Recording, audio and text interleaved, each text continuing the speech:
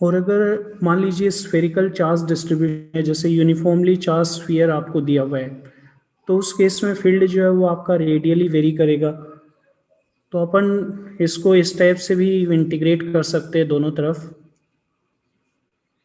अपने को ये पता है अगर spherical mass distribution spherical charge distribution आपको दिया हुआ है, तो आर टेंडिंग टू इन्फिनिटी पे तो आपका फील्ड क्या रहेगा, जीरो। वहाँ पे पोटेंशियल भी आपका क्या होगा, जीरो। और सम डिस्टेंस आर पे आपको पोटेंशियल कैलकुलेट करना है। तो जब आर की वैल्यू इन्फिनिटी है तो पोटेंशियल आपका जीरो रहेगा, और सम डिस्टेंस आर पे पोटेंशियल की वैल्यू मान लीजिए आपकी वी है।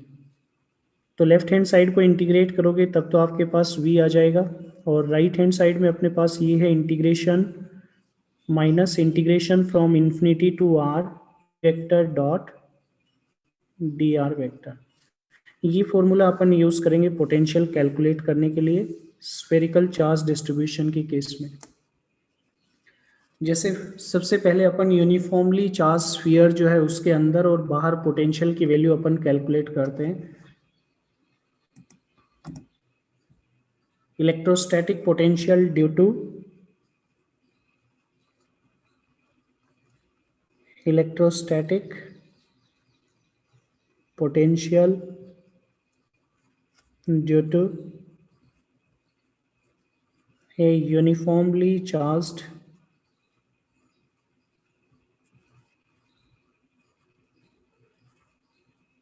sphere।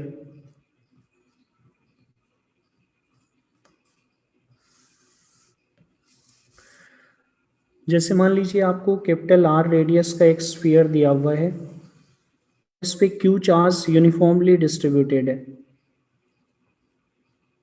ये पूरे वॉल्यूम के अंदर चार्ज आपका यूनिफॉर्मली डिस्ट्रीब्यूटेड है। अपने को सेंटर से आर डिस्टेंस पे पोटेंशियल पता करना है। पहले अपन ये केस ले लेते हैं, R is greater than capital R. पहला केस अपन ये कंसिडर करेंगे।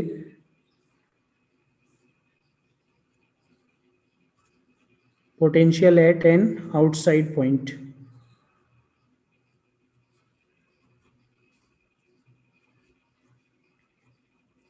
आउटसाइड पॉइंट, आउटसाइड पॉइंट के लिए आर की value greater than capital R आपकी रहेगी।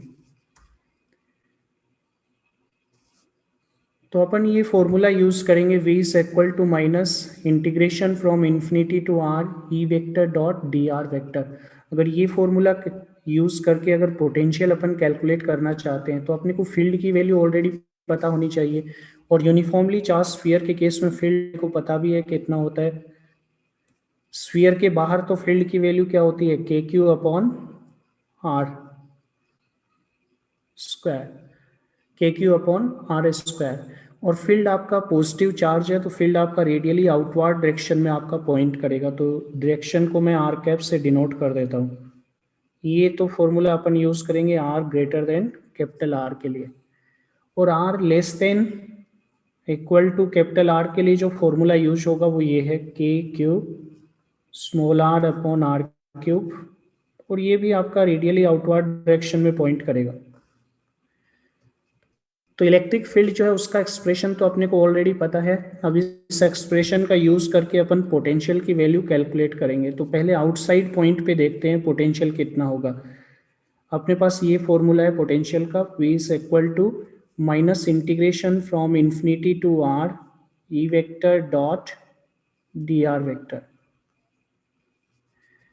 अब जब अपन इन्फिनिटी से आर तक इंटीग्रेट कर रहे हैं, आर चूंकि ग्रेटर देन कैपिटल आर है, तो अपन इन्फिनिटी से लेके आर डिस्टेंस तक अगर अपन देखें तो अपन हमेशा स्फीयर के बाहर लोकेटेड है। और स्फीयर के बाहर इस रीजन के अंदर इन्फिनिटी से आर तक के रीजन के अंदर इलेक्ट्रिक फील्ड का ये एक्सप्रेशन अपन यूज करेंगे, क्योंकि अपन हमेशा स्फीयर के बाहर हैं। जब अपन इन्फिनिटी से आर डिस्टेंस तक मूव कर रहे हैं तो अपन हमेशा स्फीयर के बाहर लोकेटेड है। तो स्फीयर के बाहर फील्ड का एक्सप्रेशन ये होगा। तो ई वेक्टर के लिए अपन ये फॉर्मूला यूज करेंगे यहाँ पे। तो अपने पास ये आ जाएगा minus integration from infinity to R K Q upon are square into R cap dot D R vector. अब ये R cap dot D R vector कितना होगा, यहाँ पे एक तो यूनिट वेक्टर है आर की डायरेक्शन में और एक इन्फिनिटेजिमली स्मॉल वेक्टर है।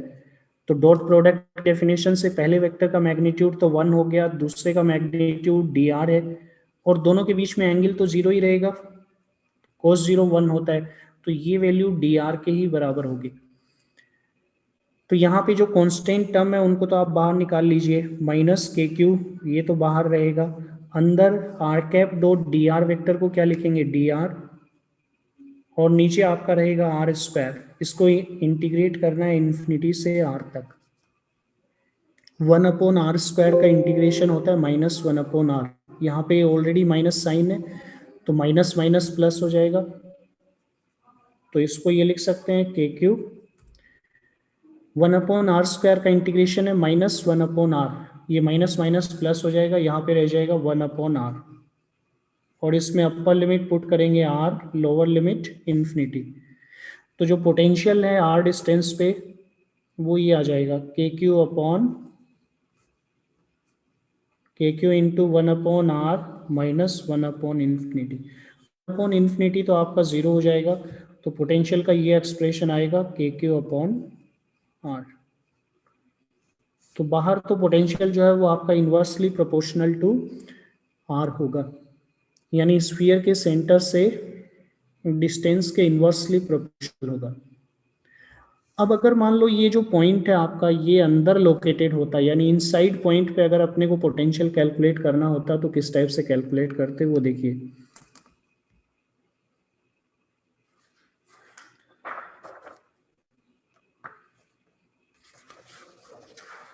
अगर किसी इनसाइड पॉइंट पे पोटेंशियल कैलकुलेट करना है, जैसे मान लीजिए ये सिचुएशन है आपके पास, ये यूनिफॉर्मली चार्ज स्फीयर आपको दिया हुआ है,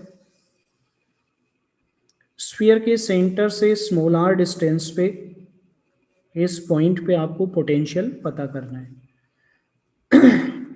यानी इस केस में आपका पोटेंशियल इनसाइड पॉइंट पे अपन फाइंड आउट कर रहे हैं, पोटेंशियल एट इनसाइड पॉइंट।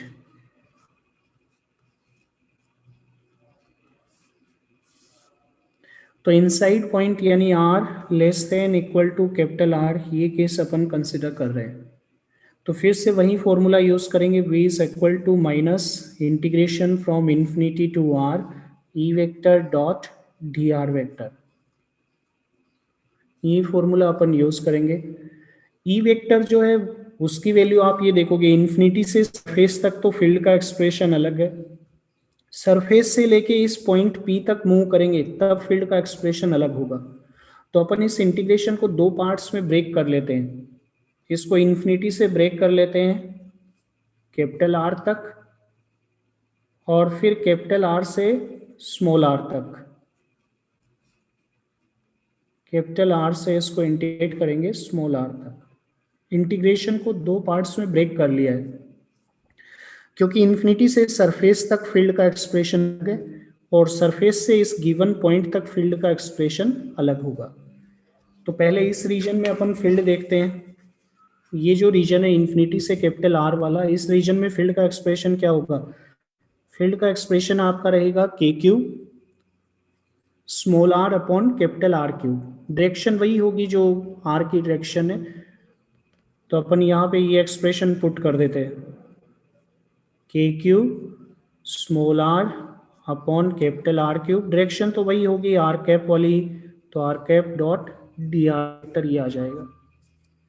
और कैपिटल आर से लेके स्मॉल आर तक अपन, ये थोड़ा गलत मैंने कर दिया है, इन्फिनिटी से लेके सरफेस तक तो अपन आउटसाइड पॉइंट पे तो फील्ड का एक्सप्रेशन क्या होगा के क्यू अपॉन आर स्क्वायर, इसको इंटीग्रेशन को ही अपन नेक्स्ट लाइन में कर देता हूं मैं इसको। इन्फिनिटी से लेके आर तक यानी अपन स्फीयर के बाहर लोकेटेड है, तो बाहर फील्ड का एक्सप्रेशन क्या होगा के क्यू अपॉन आर स्क्वायर और डायरेक्शन आर कैप वाली होगी, तो ये आ जाएगा R cap dot D R vector. और आर से लेके स्मॉल आर तक अगर आप देखोगे तो फील्ड का एक्सप्रेशन क्या होगा के Q small are upon are Q, direction वही है जो आर की डायरेक्शन है, तो ये आ जाएगा R cap dot D R vector, ये तो अपन ने अभी अभी लिखा है, इसका वैल्यू आपका डी आर के बराबर आएगा। अब दोनों इंटीग्रेशंस में से कांस्टेंट टर्म्स को आप बाहर निकाल लीजिए। जैसे पहले इंटीग्रेशन में कांस्टेंट टर्म आपकी आएगी के क्यू, अंदर क्या रहेगा D R upon are square, और इसको इंटीग्रेट करना है इन्फिनिटी से लेके कैपिटल आर तक। सेकेंड इंटीग्रेशन में कांस्टेंट टर्म है K Q upon are cube, और अंदर ये आ जाएगा R into R cap dot D R vector की जगह अपन डी आर पुट कर देते हैं। इसको इंटीग्रेट करना है आर से लेके स्मॉल आर तक। तो पहला इंटीग्रेशन तो अगर अपन कैलकुलेट करें 1/r² का इंटीग्रेशन क्या होगा -1/r, माइनस माइनस प्लस हो जाएगा। तो यहाँ पे तो ये आएगा 1/r, अपर लिमिट पुट करेंगे r, lower limit infinity. Second integration देखिए के क्यू अपॉन आर क्यूब, ये तो कांस्टेंट टर्म है। r का इंटीग्रेशन हो जाएगा r²/2, उस 2 को तो मैं इधर लिख लेता हूँ, और अपर लिमिट हो गई r, lower limit capital R, ये अपने पास आ जाएगा। अब वैल्यूज अपन पुट कर देते हैं। तो यहाँ पे पहले अपर लिमिट पुट करो 1/r, लोअर लिमिट पुट किया तो 1/∞, और यहाँ पे आएगा के क्यू अपॉन 2r³। पहले अपर लिमिट पुट करो r², फिर लोअर लिमिट कैपिटल R², ये आ जाएगा। यहाँ पे ये टर्म तो आपकी जीरो ही हो गई। अब यहाँ पे के क्यू अपॉन आर है और यहाँ पे ये टर्म है, मैं 2r³ कॉमन ले लेता हूँ। 2r³ कॉमन ले लेते हैं, के क्यू को भी आप बाहर निकाल लीजिए, दोनों में कॉमन आएगा। तो यहाँ पे तो क्या बचेगा 2r², और यहाँ पे क्या रहेगा r² माइनस कैपिटल R²। तो बाहर माइनस साइन नहीं हो जाएगा, -r² प्लस कैपिटल R², यानी आपके पास पोटेंशियल का ये एक्सप्रेशन आ जाएगा k Q upon 2r³ 3r² minus small r²। यहाँ पे अगर आप पोटेंशियल का एक्सप्रेशन देखें तो ये एक्सप्रेशन कुछ इस टाइप का है, v is equal to some constant a into r² plus some constant b।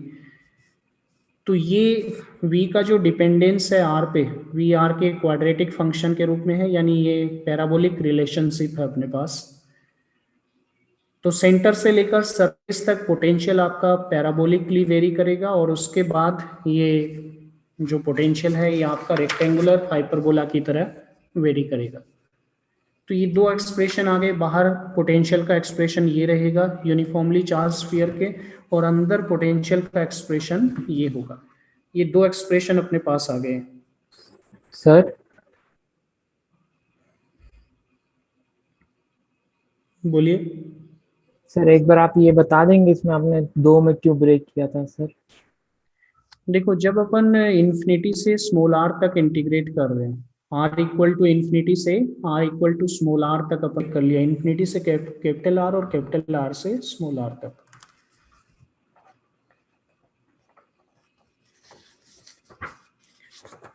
तो ये आपका पोटेंशियल का एक्सप्रेशन है। हाँ, बाहर तो किसी पॉइंट पे पोटेंशियल होगा के Q upon R, R greater than capital R के लिए, और R less than equal to capital R के लिए ये एक्सप्रेशन होगा के Q upon 2r³ 3r² minus small r²। अगर आप इसको प्लॉट करो तो सरफेस तक तो जो प्लॉट है वो आपका पैराबोलिक रहेगा, और सरफेस के बाद प्लॉट आपका रेक्टेंगुलर हाइपरबोला टाइप का रहेगा। यानी अगर आप इसको प्लॉट करोगे तो इस टाइप का कर्व मिलेगा आपका। v को वर्टिकल एक्सिस पे रख रहा हूँ, स्मॉल r को हॉरिजॉन्टल एक्सिस पे रख रहा हूँ। v को वर्टिकल एक्सिस पे रखेंगे और स्मॉल r को हॉरिजॉन्टल एक्सिस पे। सेंटर से लेके सरफेस तक पैराबोलिक कर्व आपको ड्रॉ करना होगा। इस रीजन में ये पोटेंशियल का एक्सप्रेशन होगा। सेंटर पे अगर पोटेंशियल हो गए इसके, तो r इक्वल टू 0 पे देखिए पोटेंशियल कितना आएगा, ये आ जाएगा 3kq अपॉन 2r। तो सेंटर पे पोटेंशियल सबसे ज़्यादा रहेगा, कितना होगा 3/2 kq अपॉन r। सरफेस पे कितना होगा सरफेस पे R equal to capital R के लिए चाहे ये एक्सप्रेशन यूज कर लो, चाहे ये कर लो, बात एक ही रहेगी, k Q upon capital R आएगा। तो at R equal to capital R potential की वैल्यू क्या होगी, के क्यू अपॉन कैपिटल आर। तो यहाँ पे पोटेंशियल कितना रहेगा, यहाँ पे पोटेंशियल रहेगा आपका इस पॉइंट पे के क्यू अपॉन आर। और सेंटर से सरफेस तक ये जो पैराबोला है ये आपका डाउनवर्ड ओपनिंग पैराबोला है। डाउनवर्ड ओपनिंग पैराबोला यानी अगर ये आपका नेगेटिव होता है तो ये डाउनवर्ड ओपनिंग पैराबोला होगा, इस टाइप का पैराबोला आपका रहता है। तो यहाँ से यहाँ तक का जो कर्व है वो इस टाइप का कर्व रहेगा आपका, पैराबोलिक कर्व हो गए। और उसके बाद आप ये देखोगे v जो है वो आपका इन्वर्सली प्रोपोर्शनल टू r है, तो ये रेक्टेंगुलर हाइपरबोलिक कर्व आपका रहेगा, इस टाइप का कर्व आएगा। तो इस टाइप से पोटेंशियल जो है वो r के साथ आपका वेरी करेगा। सेंटर पे सबसे ज़्यादा पोटेंशियल होगा 3/2 के क्यू अपॉन आर, सरफेस पे के क्यू अपॉन आर, और फिर पोटेंशियल आपका डिक्रीज होगा, इन्फिनिटी पे पोटेंशियल 0 रहेगा। तो देखो इसमें कोई भी डाउट है तो आप पूछ लीजिए। सर हाँ बोलिए।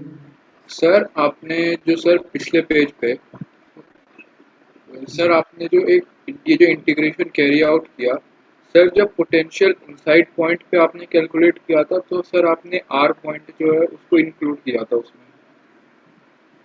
वहाँ पे कैलकुलेट किया था सर जब इनसाइड पॉइंट पे आपने कैलकुलेट किया है तो आपने sir R R equal to capital R जो है हाँ हाँ, सर वो आपने इंक्लूड किया है इसमें। ये पोटेंशियल का जो फंक्शन है वो कंटिन्यूअस होगा, तो आप चाहे इसके साथ इंक्लूड कर लो चाहे बार वाले के साथ इंक्लूड कर लो। R equal okay to R जो है वो चाहे ये लिमिट इक्वल टू यहाँ पे आर लेस या आर को बात ओके सर। फंक्शन कंटिन्यूअस है। कंटिन्यूअस फॉर्म में चाहे आप आर इक्वल वैल्यू आएगी, सर आपकी इसको वॉइस पुट करोगे तो भी सर आपकी वॉइस लैग हो रही है सर।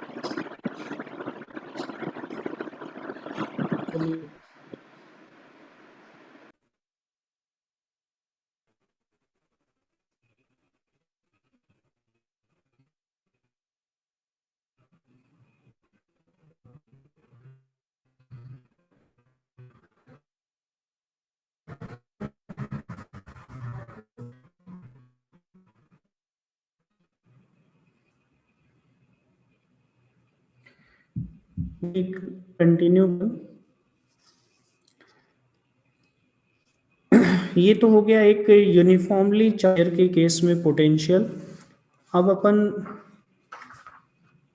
यूनिफॉर्मली चेरिकल सेल या फिर एक यूनिफॉर्मली चार्ज कंडक्टिंग स्फीयर, आपको ये पता है कि कंडक्टिंग जैसे भी पोटेंशियल उतना ही आएगा जितना यूनिफॉर्मली चार्ज स्फेरिकल सेल की वजह से आएगा, क्योंकि में अंदर कोई चार्ज नहीं रहता है, वॉल्यूम के अंदर कोई चार्ज नहीं होता।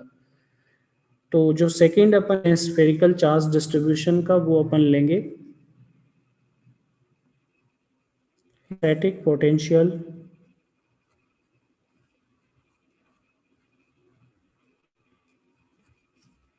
due to a unity charged conducting sphere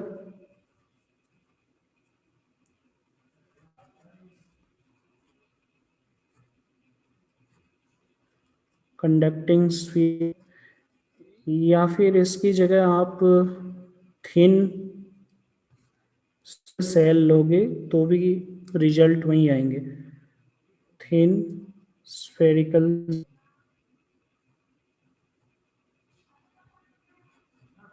आपकी वॉइस अभी भी थोड़ी यहाँ बहुत पे लैग जो हो रही है। चार्ज है वो अभी भी लैग हो रही है क्या आवाज? No sir.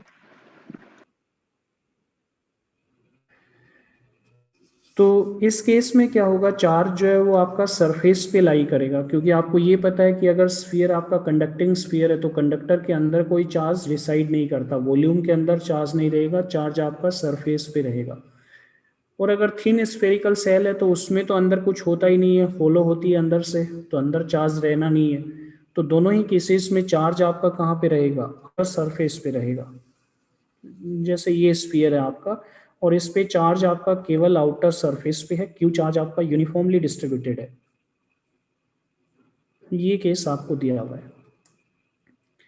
तो अगर पोटेंशियल किसी इनसाइड पॉइंट पे पता करना है तब तो अपन आसानी से पता कर सकते हैं। कैसे पता करेंगे?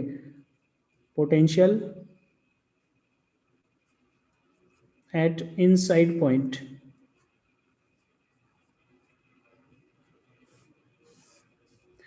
इनसाइड पॉइंट पे अगर पोटेंशियल आपको पता करना है तो उसके लिए अपन ये देखेंगे कि चूंकि इलेक्ट्रिक फील्ड जो है उसको अपन ऐसा लिख सकते हैं, E is equal to minus dV by dr। Last class में अपन ने देखा था जो इलेक्ट्रिक फील्ड और पोटेंशियल है उसके बीच क्या रिलेशन होता है, E is equal to minus del V, gradient of V, ये रिलेशन होता है। और अगर पोलर कोऑर्डिनेट्स हैं जैसे स्फेरिकल चार्ज डिस्ट्रीब्यूशन के केस में डेल की वैल्यू क्या हो जाएगी, del upon del are, are cap. Theta के साथ तो पोटेंशियल आपका वेरी कर ही नहीं रहा है, तो डेल की वैल्यू क्या होगी, डेल अपॉन डेल आर। तो ये रिलेशन आएगा आपका minus dV upon D R. चूंकि मेरे को पता है कि इस केस में पोटेंशियल आपका आर पे ही डिपेंड करेगा, तो मैंने del V upon del R लिखने की बजाय सिंपली इसको dV अपॉन डी आर लिख दिया है। अब अपने को ये पता है कि जो कंडक्टिंग स्फीयर है उसके अंदर तो इलेक्ट्रिक फील्ड आपका जीरो होता है, या फिर थिन स्फेरिकल सेल है उसके अंदर फील्ड की वैल्यू क्या रहेगी, जीरो रहेगी।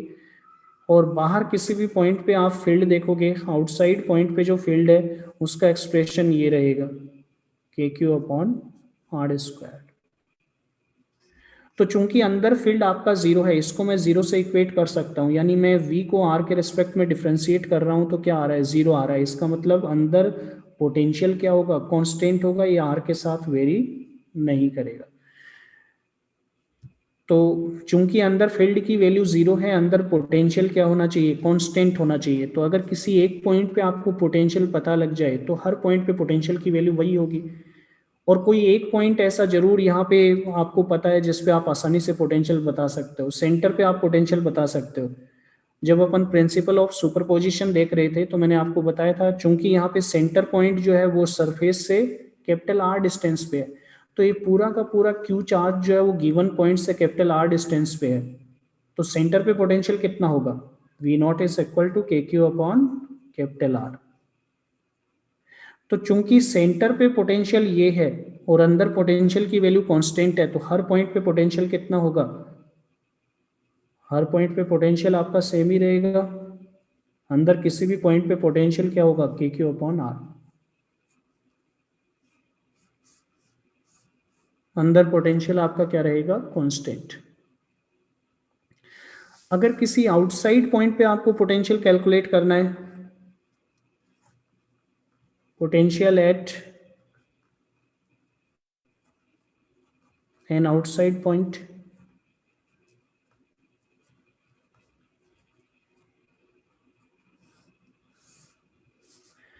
तो आउटसाइड पॉइंट के लिए तो अपन वही एक्सप्रेशन यूज करेंगे, v is equal to minus integration from infinity to R E vector dot D R vector. और बाहर किसी भी पॉइंट पे अगर फील्ड का एक्सप्रेशन देखोगे तो क्या होगा, के Q upon are square. Field की डायरेक्शन वही होगी जो आपकी आर वेक्टर की डायरेक्शन है, तो डायरेक्शन को अपन आर कैप से डिनोट कर सकते हैं। तो अपन यहाँ पे फील्ड की ये वैल्यू यहाँ पे पुट कर देते हैं, अपने पास क्या आ जाएगा वो देखिए, माइनस के क्यू को तो बाहर निकाल लिया, अंदर क्या रहेगा, one upon are square are cap dot D R vector from infinity to small R. Are cap dot D R vector, ये तो आपका डी आर के ही बराबर होगा, तो ये कितना आ जाएगा, k q integration from infinity to R d R upon are square. और वन अपॉन आर स्क्वायर का इंटीग्रेशन होता है माइनस वन अपॉन आर, तो ये आ जाएगा k q into one upon R. इसमें अपर लिमिट पुट करेंगे आर, लोअर लिमिट इंफिनिटी, तो फाइनल जो एक्सप्रेशन है वो आपका ये आएगा, के क्यू अपॉन स्मॉल आर। तो अंदर तो पोटेंशियल आपका कांस्टेंट होगा किसके बराबर, के क्यू अपॉन कैपिटल आर के, और बाहर पोटेंशियल जो है वो आपका हाइपरबोलिकली डिक्रीज होगा, ये इन्वर्सली प्रोपोर्शनल होगा स्मॉल आर के।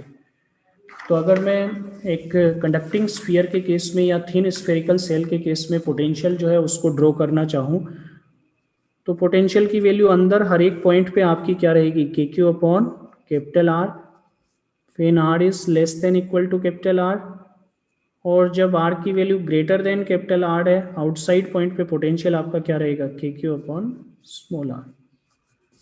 तो इसको अगर आप प्लॉट करोगे, v को मैं वर्टिकल एक्सेस पे रख रहा हूँ और r को हॉरिजॉन्टल एक्सेस पे, तो इस टाइप का कर्व आएगा आपके पास। सेंटर से सरफेस तक यानी r इक्वल टू 0 से r equal to capital R तक तो पोटेंशियल कांस्टेंट है कितना, के क्यू अपॉन कैपिटल R। तो यहाँ तक तो एक हॉरिजॉन्टल लाइन आपको मिलेगी और सरफेस के जस्ट बाहर पोटेंशियल आपका फॉल होना स्टार्ट हो जाएगा। यहाँ पे पोटेंशियल आपका हाइपरबोलिकली डिक्रीज होगा। तो इस टाइप का कर्व आपके पास आएगा। तो देखो इसमें कोई भी डाउट है इस पार्ट में तो आप पूछ लीजिए।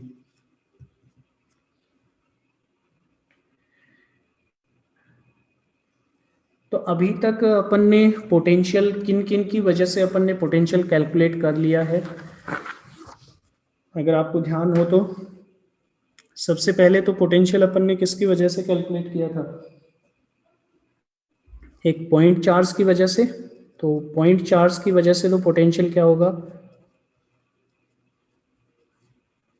आर डिस्टेंस पे के क्यू अपॉन आर। फिर रिंग की एक्सिस पे अपन ने पोटेंशियल कैलकुलेट किया, रिंग की एक्सिस पे सेंटर से एक्स डिस्टेंस पे पोटेंशियल क्या होगा, v is equal to k Q upon root R square, sorry root x square plus ring की रेडियस कैपिटल आर ले लेता हूँ आर स्क्वायर। ये पोटेंशियल आ गया। फिर डिस्क की वजह से भी अपन ने पोटेंशियल कैलकुलेट किया था, कोई बता सकता है कितना आया था एक्सप्रेशन। डिस्क के केस में पोटेंशियल का एक्सप्रेशन क्या आया था एनीवन,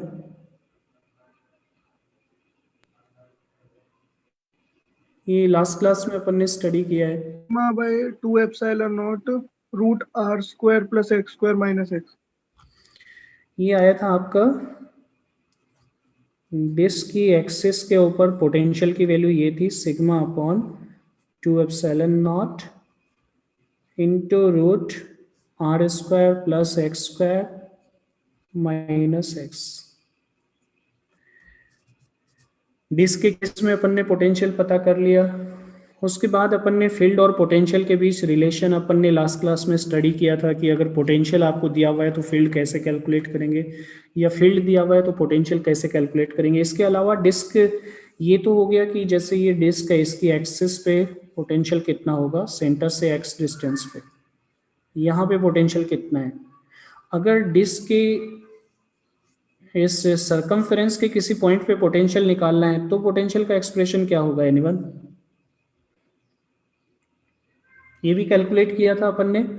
ये पोटेंशियल का एक्सप्रेशन आया था आपका sigma are upon pi epsilon naught, अगर आपको ध्यान हो तो ये भी अपन ने कैलकुलेट कर लिया। और फिर अपन ने यूनिफॉर्मली चार्ज स्फीयर के केस में आज कैलकुलेट किया है, यूनिफॉर्मली चार्ज स्फीयर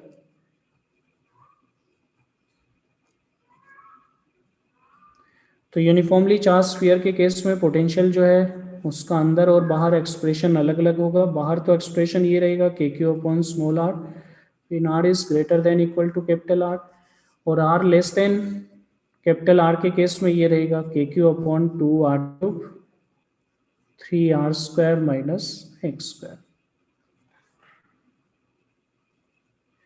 फिर अपन ने एक कंडक्टिंग स्फीयर या जो स्फेरिकल सेल है वो अपन ने कंसिडर किया है uniformly charged spherical shell.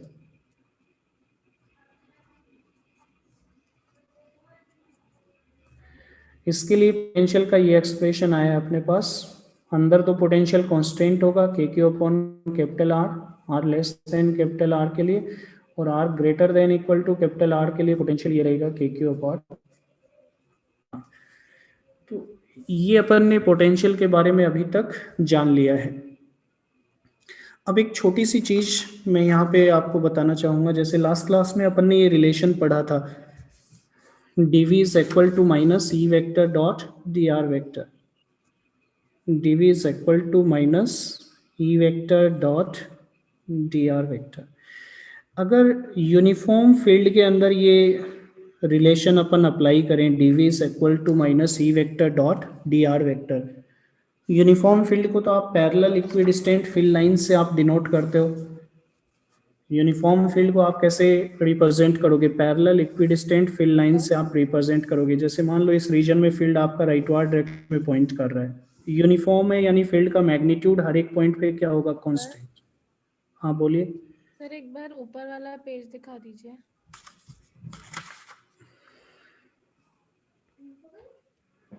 Thank you sir.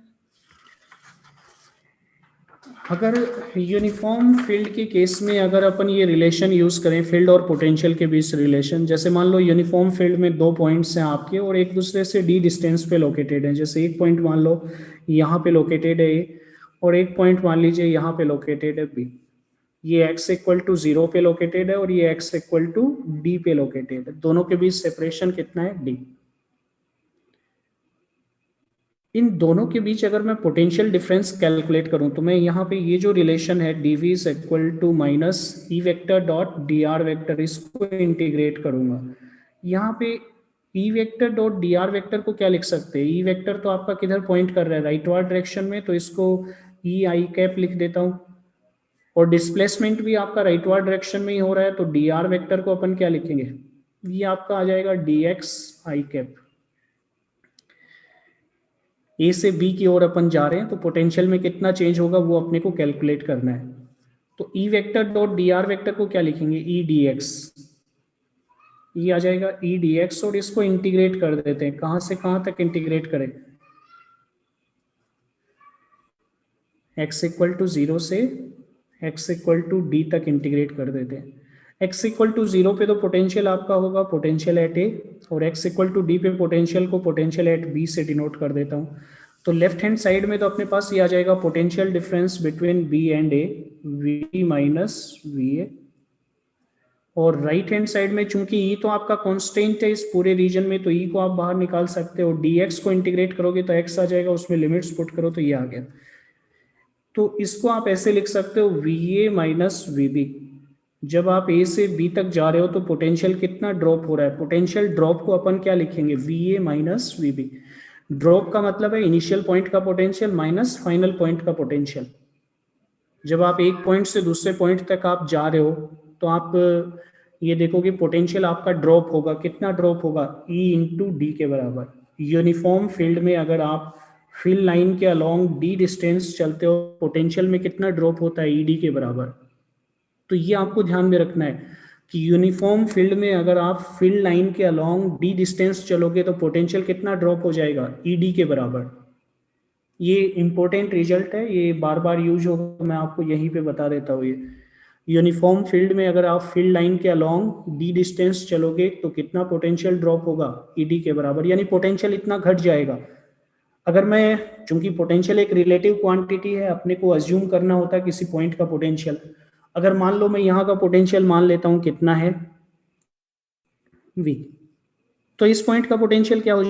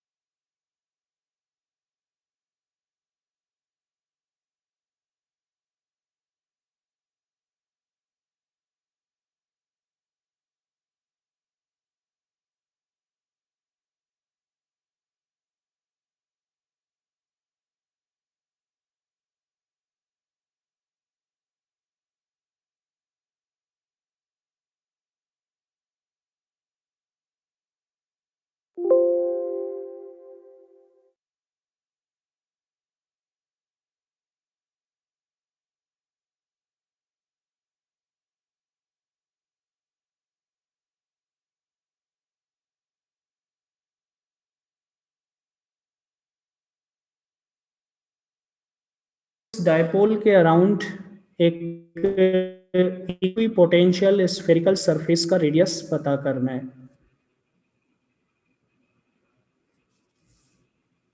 Find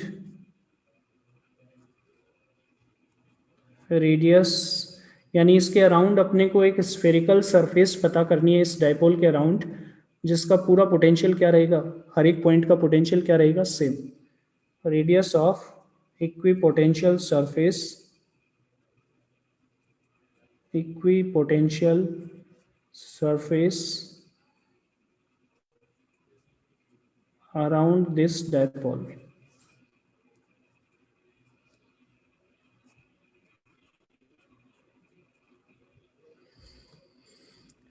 तो इस डायपोल के अराउंड आर रेडियस का एक स्फीयर कंसिडर कीजिए और उस पर ये कंडीशन अप्लाई कर दीजिए कि उसके हर एक पॉइंट का पोटेंशियल क्या रहेगा, सेम। जैसे ये डायपोल है आपका, इस डायपोल से आर डिस्टेंस पे अपन एक आर रेडियस का एक स्फीयर अपन कंसिडर कर लेते हैं। मान लो ये स्फीयर है आपका,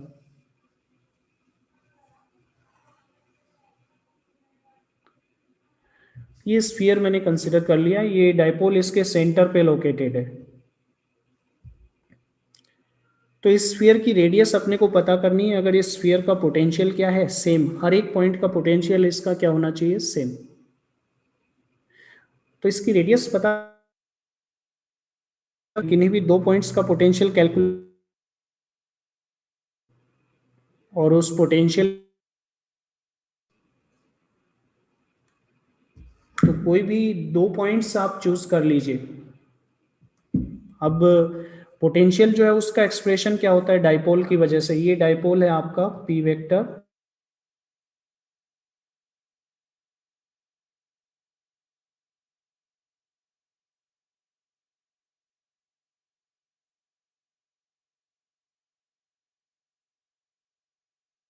पाई एप्सिलॉन नॉट आर स्क्वायर।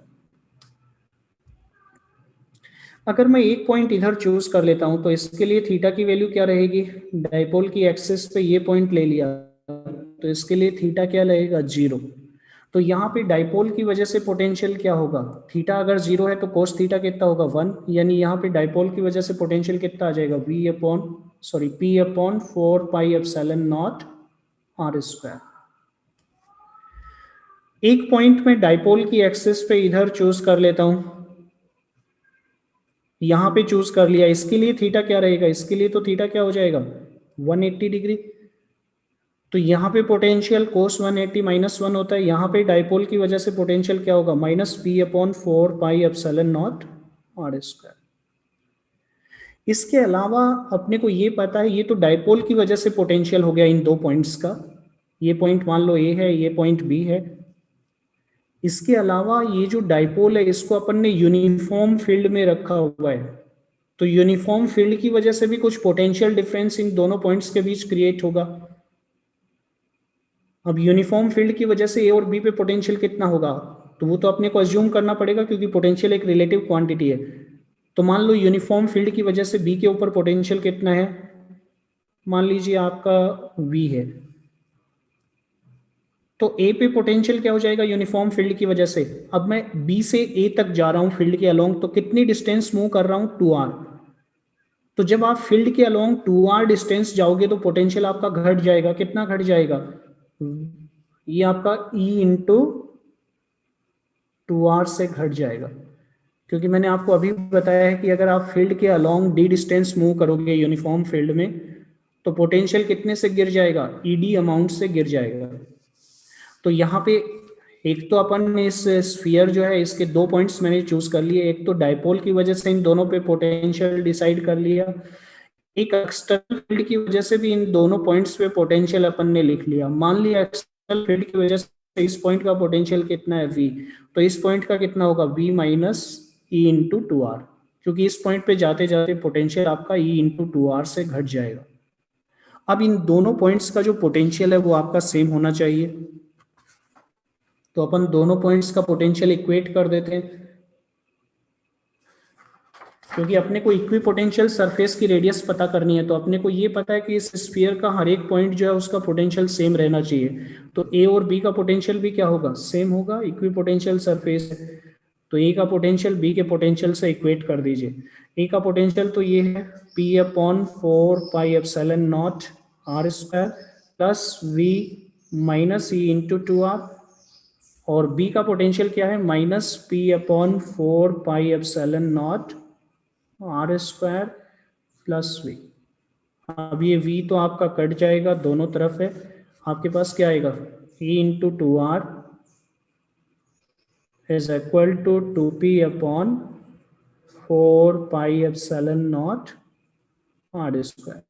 2 से 2 भी कट हो जाएगा, आर क्यूब क्या आ जाएगा, इस आर स्क्वायर को लेफ्ट हैंड साइड में ले जाओ तो R cube is equal to P/4 pi epsilon naught ये आ गया।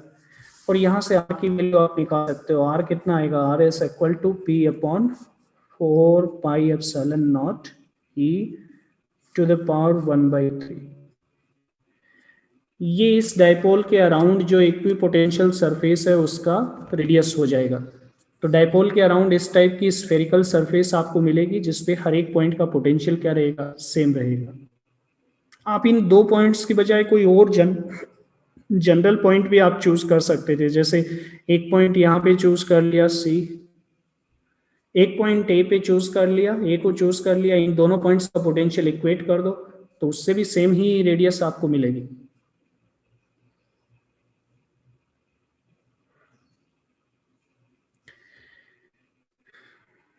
तो ये आपको ध्यान में रखना है कि अगर यूनिफॉर्म फील्ड के अंदर अगर आप फील्ड लाइन के अलोंग डी डिस्टेंस मूव करोगे तो पोटेंशियल कितने से ड्रॉप होगा, ई इंटू डी से ड्रॉप हो जाएगा।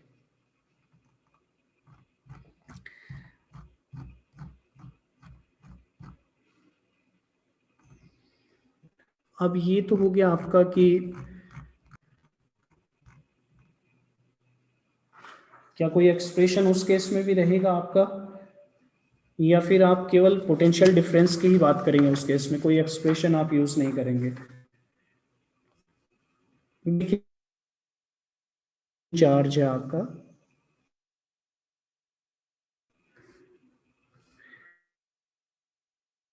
मान लो एक पॉइंट आर पे लोकेटेड है, ये पॉइंट सर आपकी वॉइस कट रही है। पर्टिकुलर डिस्टेंस, ये फिर से वॉइस आवाज कट रही है। क्या? यस, मैं एक बार फोन को रिस्टार्ट कर लेता हूँ फिर।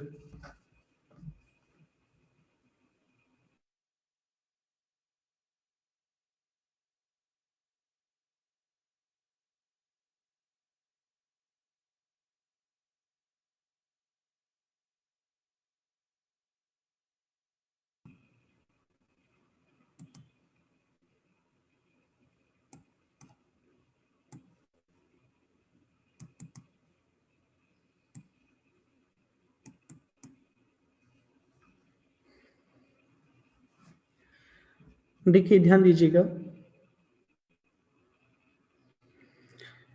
यहाँ पे इनफाइनाइट वायर आपको दिया हुआ है जिसके लिए लीनियर चार्ज आपको दी हुई है लेमडा।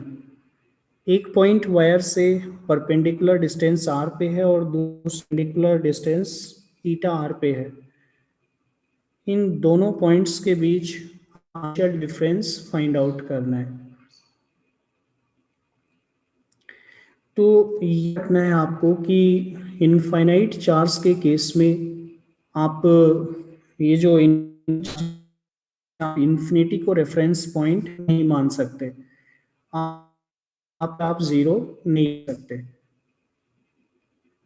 अगर आप इन्फिनिटी का पोटेंशियल हर पॉइंट पे पोटेंशियल आपका सेम आ जाएगा, फिर पॉइंट का पोटेंशियल में कम नहीं कर सकते। तो अपन यहाँ पे इन्फिनिटी का जो पोटेंशियल है वो अपन जीरो कर सकते। तो अपने को केवल इन दो पॉइंट्स का पोटेंशियल डिफरेंस निकालना है। ये रिलेशन अपने पास है dv is equal to minus E vector dot dr, ये रिलेशन अपन यूज करेंगे। अपने को इतना तो पता है कि जो वायर से r डिस्टेंस पे जो फील्ड होता है आपका, वो फील्ड किधर की ओर पॉइंट करता है, वायर से वायर आपका पॉइंट करेगा, आर की ही डायरेक्शन में आपका रहेगा, और फील्ड का जो एक्सप्रेशन है वो क्या आएगा, lambda 2 pi epsilon naught R. Direction इसकी वही होगी जो आर वेक्टर की डायरेक्शन। तो अपन पहले तो dv की वैल्यू लिख लेते हैं। dv की वैल्यू क्या आ जाएगी, lambda upon 2 pi epsilon naught R, are cap dot D R vector, R cap dot D R vector तो डी आर के ही बराबर होगा। अब इसको इंटीग्रेट कर देते हैं, कहाँ तक इंटीग्रेट करें, ये है lambda upon 2 pi epsilon R d are. कहाँ से कहाँ तक इंटीग्रेट करें, तो आर डिस्टेंस लीजिए कि पोटेंशियल आपका कितना है वी एट ए, और ईटा आर डिस्टेंस पे पोटेंशियल मान लीजिए कितना है एट बी। तो लेफ्ट हैंड साइड में तो क्या आ जाएगा, potential difference V B minus V A. Right hand side में क्या आएगा, minus lambda upon 2 pi epsilon naught R, 2 pi, इसको तो बाहर ले लिया, डी आर अपॉन आर का इंटीग्रेशन क्या हो जाएगा, एल एन आर। और इसमें लिमिट्स पुट कर देते हैं, अपर लिमिट ईटा आर है, लोअर लिमिट स्मॉल आर। तो अगर ये वैल्यू अपन पुट करेंगे तो इन दोनों पॉइंट्स के बीच पोटेंशियल डिफरेंस अपने को पता लग जाएगा। यह आ जाएगा minus lambda upon 2 pi epsilon naught l n eta R upon R, यानी ये क्या आ जाएगा, एल एन ईटा आ जाएगा आपका। तो अगर आपको दो पॉइंट्स दिए हुए हैं वायर से परपेंडिकुलर डिस्टेंस पे, तो उन दोनों पॉइंट्स के बीच पोटेंशियल डिफरेंस तो आप आसानी से पता कर सकते हो, लेकिन किसी पॉइंट का एब्सोल्यूट पोटेंशियल आप कैलकुलेट करोगे वो थोड़ा डिफिकल्ट हो जाएगा। फिर आपको ये मान के चलना पड़ेगा कि किसी एक पॉइंट का पोटेंशियल आपको ऑलरेडी पता है और किसी अनदर पॉइंट का पोटेंशियल आप कैलकुलेट करना चाह रहे हो। जैसे मान लो कि मेरे को आर डिस्टेंस पे ही पोटेंशियल पता करना है। अब आर डिस्टेंस पे अगर मैं पोटेंशियल पता करूं, इन्फिनिटी को तो रेफरेंस पॉइंट नहीं मान सकता, इन्फिनिटी को यहाँ पे आप रेफरेंस पॉइंट नहीं मान सकते, इन्फिनिटी पे आप पोटेंशियल जीरो नहीं ले सकते। तो मेरे को मान के चलना पड़ेगा कि मुझे ऑलरेडी किसी पॉइंट का पोटेंशियल पता है। जैसे आर नॉट डिस्टेंस पे मान लो इस पॉइंट का पोटेंशियल मेरे को ऑलरेडी पता है वी नॉट है। अब किसी इसके रेस्पेक्ट में अपन पोटेंशियल कैलकुलेट करेंगे, इस पॉइंट के रेस्पेक्ट में मान लो आर डिस्टेंस पे पता करना है, यहाँ पे पोटेंशियल फाइंड आउट करना है। तो अब इन दोनों पॉइंट्स का पोटेंशियल आप पता कर लीजिए, ये रिलेशन आपको दिया हुआ है। तो इस रिलेशन से पोटेंशियल क्या आ जाएगा, v minus V naught is equal to minus lambda upon 2 pi epsilon naught, और यहाँ पे क्या आएगा, l n R upon R naught, या इसको ये लिख सकते हो v is equal to V naught plus lambda upon 2 pi epsilon naught l n R naught upon are.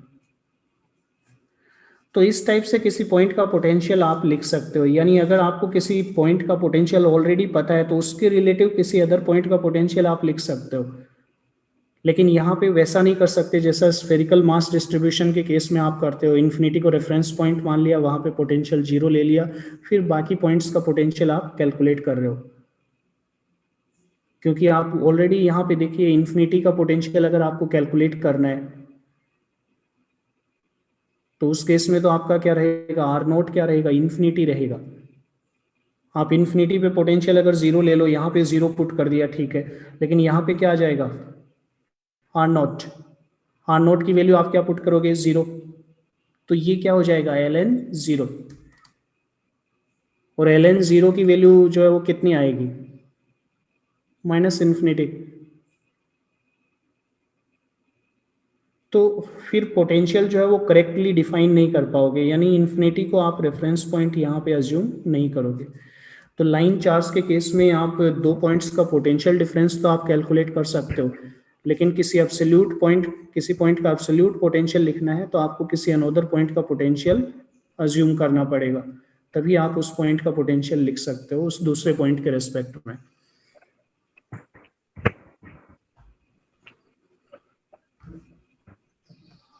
कुछ पूछना चाह रहे हो?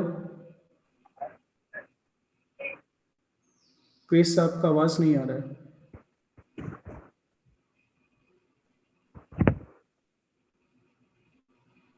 सॉरी सर, गलती से कर दिया था अनम्यूट। तो ये तो हो गया पोटेंशियल। अब इस पोटेंशियल का एक्सप्रेशन अपने को डिफरेंट जो चार्ज कॉन्फ़िगरेशंस हैं उनकी वजह से अपने को पोटेंशियल के एक्सप्रेशन अपने को पता लग गए हैं। तो कुछ पार्टिकुलर चार्ज कॉन्फ़िगरेशंस की कितनी पोटेंशियल एनर्जी होगी वो अपन कैलकुलेट करेंगे यहाँ पे। जैसे एक यूनिफॉर्मली चार्ज स्फीयर के अंदर कितनी पोटेंशियल एनर्जी स्टोर होती है, कितनी सेल्फ एनर्जी उसकी होती है, उसको सेल्फ पोटेंशियल एनर्जी भी अपन बोलते हैं।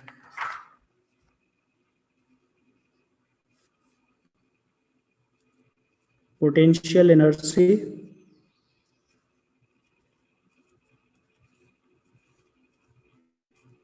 of a uniformly charged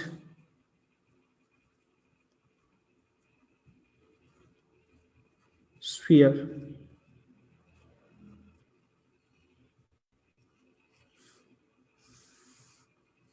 uniformly charge sphere जो है उसके अंदर कितनी पोटेंशियल एनर्जी स्टोर होगी, यानी अगर अपने को एक यूनिफॉर्मली चार्ज स्फीयर अपने को बनाना है, ये चार्ज कॉन्फ़िगरेशन अपने को क्रिएट करनी है, तो इसके फॉर्मेशन में कितनी पोटेंशियल एनर्जी, कितना वर्क डन अपने को करना पड़ेगा, वही वर्क डन इसमें पोटेंशियल एनर्जी के रूप में स्टोर हो जाएगा, जो इसकी सेल्फ पोटेंशियल एनर्जी आपकी कहलाएगी या पोटेंशियल एनर्जी ऑफ फॉर्मेशन कहलाएगी। तो इसको सेल्फ पोटेंशियल एनर्जी भी बोलते हैं। एक इंटरेक्शन पोटेंशियल एनर्जी होता है जिसका एक्सप्रेशन तो आप कैलकुलेट कर ही चुके हो, जैसे Q1 और Q2 चार्ज पास पास हैं, तो इंटरेक्शन पोटेंशियल एनर्जी क्या होती है, K Q1 Q2 upon R। ये सेल्फ पोटेंशियल एनर्जी है, यानी इतनी पोटेंशियल एनर्जी स्फीयर को क्रिएट करने में, इतनी पोटेंशियल एनर्जी उसके अंदर स्टोर हुई है। बेसिकली उसको बनाने में अपने को कुछ वर्क करना पड़ा है, वो वर्क उसमें पोटेंशियल एनर्जी के रूप में स्टोर हो गया है। तो इस पोटेंशियल एनर्जी को अपन कैसे कैलकुलेट करेंगे, स्फीयर के ऊपर टोटल चार्ज आप Q ले लीजिए, इसकी रेडियस आप R ले लीजिए।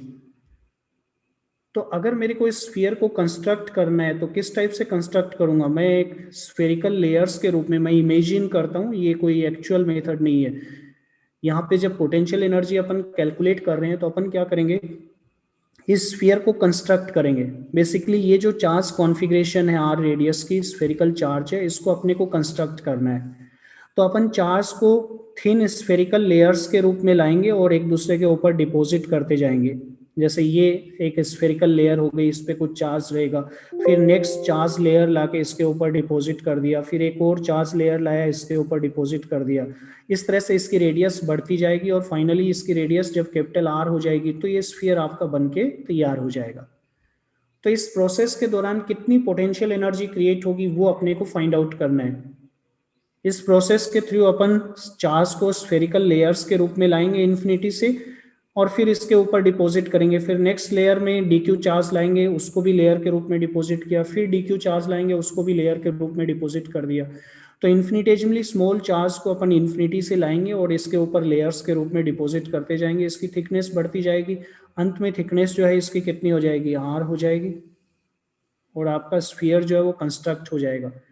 तो इस प्रोसेस के दौरान अपने को कितना वर्क करना पड़ा है वही पोटेंशियल एनर्जी के रूप में स्टोर होगा। तो कैसे कैलकुलेट करेंगे उसके लिए देखिए, एक मेथड मैं यहाँ पे डिस्कस कर रहा हूँ, एक और मेथड है वो भी अपन देखेंगे।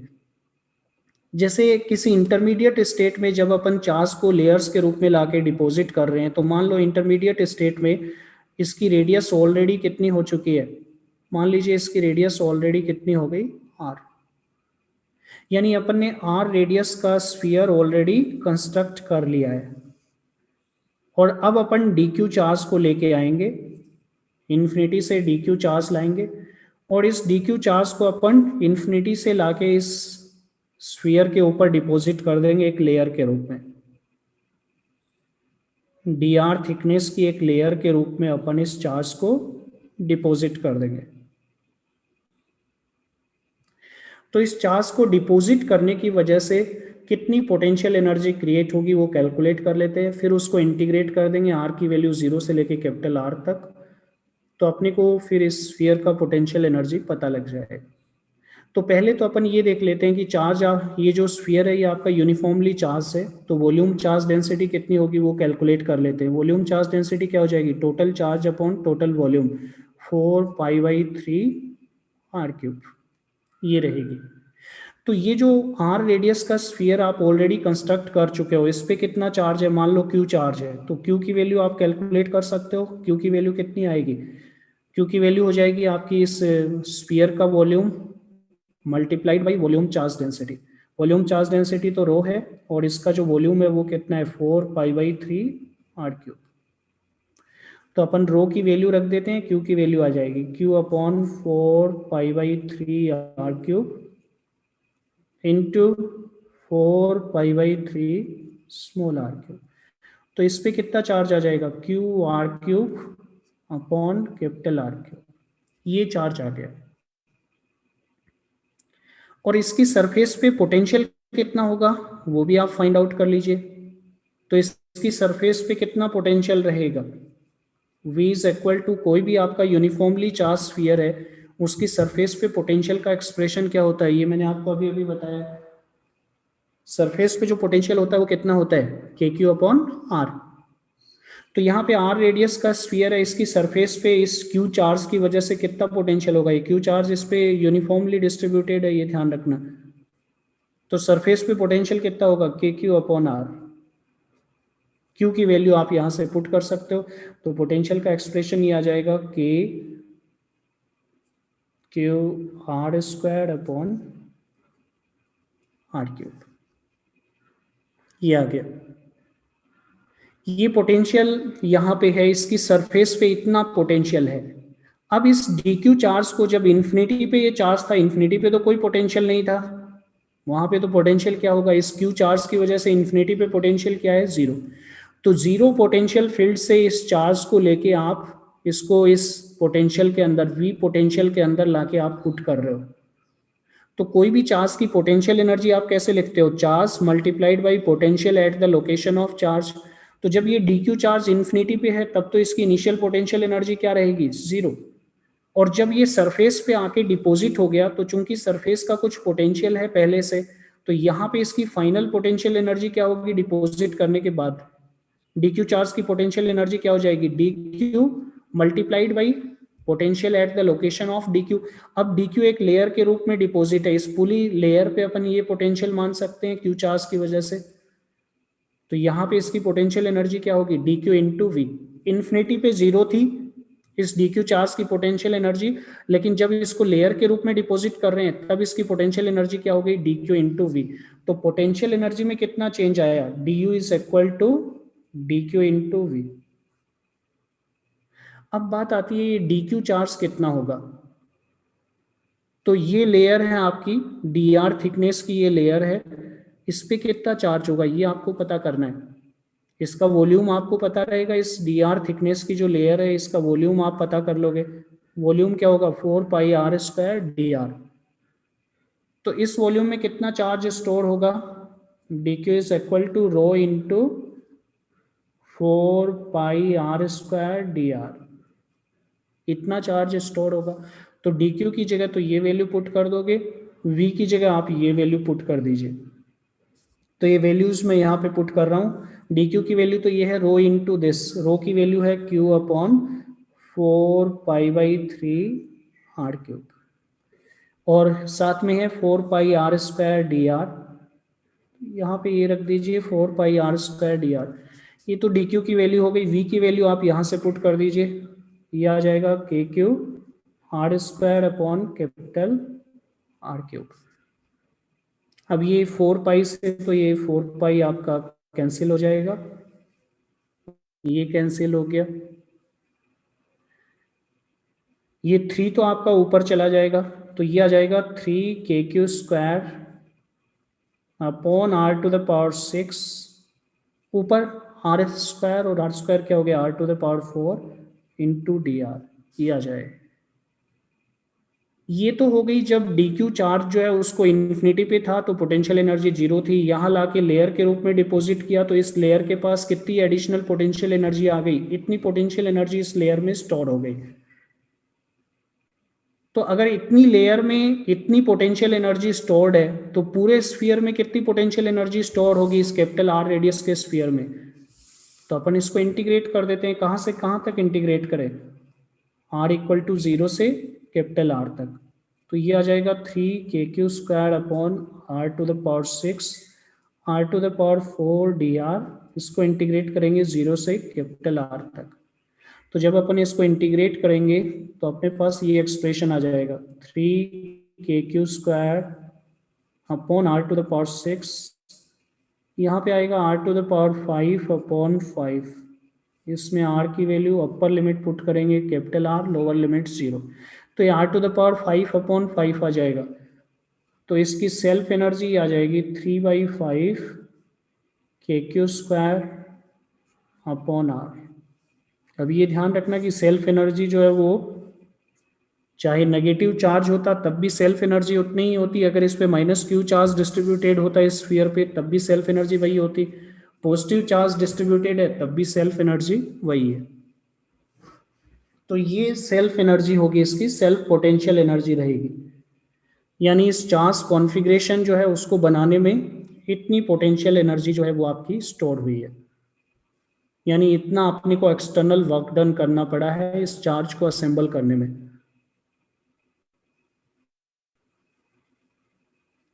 तो अगर मान लो कि यही सर एक बार आप ये वाला दोबारा एक्सप्लेन कर देंगे प्लीज। कौन सा चीज? सर ये एक बार दोबारा। देखिए ध्यान दीजिए, जो पोटेंशियल एनर्जी है, मैंने आपको ये तो बताया था कि पोटेंशियल का जो डेफिनेशन है वो क्या दिया था, potential energy per unit charge, या U को आप ये लिख सकते हो Q इंटू वी। यहाँ तक तो क्लियर होगा आपको, ये पता है आपको प्रणव? यस सर ये तो पता है। तो अगर मान लो कि कोई चार्ज है Q, इनिशियली वो पोटेंशियल V1 पे लोकेटेड है, यानी उसकी लोकेशन पे पोटेंशियल V1 है, फाइनली इसको डिस्प्लेस कर दिया, यहाँ ले आए चार्ज को Q2, ये Q1 को इस पोजीशन पे ले आए जहाँ पोटेंशियल V2 है। तो ये बताओ इसकी पोटेंशियल एनर्जी में कितना चेंज आएगा? पोटेंशियल एनर्जी में चेंज ऐसे लिख सकता हूँ, delta U is equal to final potential energy तो क्या हो जाएगी Q1 इंटू V2, और इनिशियल पोटेंशियल एनर्जी क्या होगी Q1 इंटू V1। इसी टाइप से लिखेंगे। अगर इस चार्ज को आप इस पॉइंट से इस पॉइंट पे डिस्प्लेस कर रहे हो, यहाँ पे पोटेंशियल V1 है, यहाँ पे पोटेंशियल V2 है, तो इस चार्ज की पोटेंशियल एनर्जी में कितना चेंज आएगा? यहाँ पे तो कितनी थी potential energy Q1 into V1, यहाँ पे कितनी है Q1 इंटू V2, तो पोटेंशियल एनर्जी में कितना चेंज आया Q1 V2 minus Q1 V1। तो यही चीज अपन यहाँ पे अप्लाई कर रहे हैं। अपन क्या कर रहे हैं कि चार्ज को असेंबल करते वक्त छोटा छोटा चार्ज लेके आ रहे हैं इन्फिनिटी से, और उसको लेयर के रूप में, स्फेरिकल लेयर्स के रूप में डिपॉजिट करते जाते हैं, ताकि रेडियस आपकी 0 से कैपिटल R तक इंक्रीज हो जाए। तो किसी इंस्टेंट पे रेडियस ऑलरेडी R हो चुकी है, ये स्फीयर है आपका, इस पे Q चार्ज है, स्मॉल q चार्ज। अब नेक्स्ट dq चार्ज को लेके आ रहा हूँ और इसकी सरफेस पे लाके डिपॉजिट कर रहा हूँ एक dr थिकनेस की स्फेरिकल लेयर के रूप में। तो जब इस dq चार्ज को आप इन्फिनिटी पे रख रहे हो तब तो इसका पोटेंशियल एनर्जी क्या हो जाएगा? इन्फिनिटी पे तो इस q चार्ज की वजह से पोटेंशियल कितना है? 0। तो इस dq की पोटेंशियल एनर्जी कैसे लिखोगे? dq multiplied by potential at the location of dq। तो इस dq की लोकेशन पे, यानी ये इन्फिनिटी पे है, तो यहाँ पे पोटेंशियल क्या रहेगा? 0। तो आप चार्ज को मल्टीप्लाई करोगे पोटेंशियल से, पोटेंशियल एनर्जी कितनी आ जाएगी? 0।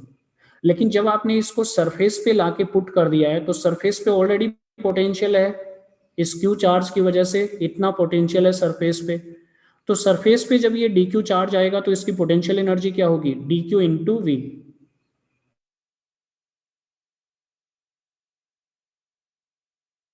लेकिन जब सरफेस पे डिपॉजिट कर दोगे तो पोटेंशियल एनर्जी क्या हो जाएगी? dq into V, charge multiplied by potential at the location of charge. तो इसकी पोटेंशियल एनर्जी में कितना चेंज हुआ, यानी कितना इंक्रीज हुई पोटेंशियल एनर्जी? यहाँ पे 0 थी, यहाँ पे dq इंटू वी हो गई, तो पोटेंशियल एनर्जी में इंक्रीज ये आया। ये पोटेंशियल एनर्जी इस लेयर में डिपॉजिट हो जाएगी। तो ये du कैलकुलेट कर लिया। अब इस लेयर की पोटेंशियल एनर्जी पता लग गया, पूरे स्फीयर की पोटेंशियल एनर्जी के लिए इसको इंटीग्रेट कर देंगे, कहाँ से कहाँ तक? 0 से कैपिटल R तक, ये एक्सप्रेशन आ जाएगा। देखो ये क्लियर है कि नहीं?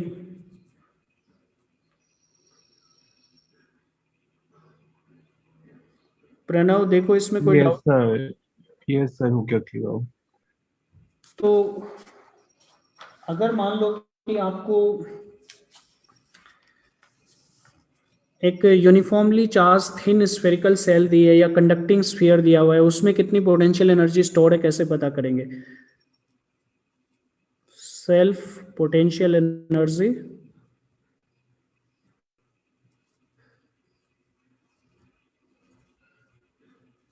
of a uniformly charged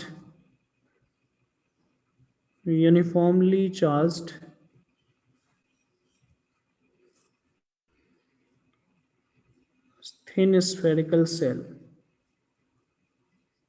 या कंडक्टिंग स्फीयर भी आप ले सकते हो, थिन स्फेरिकल सेल।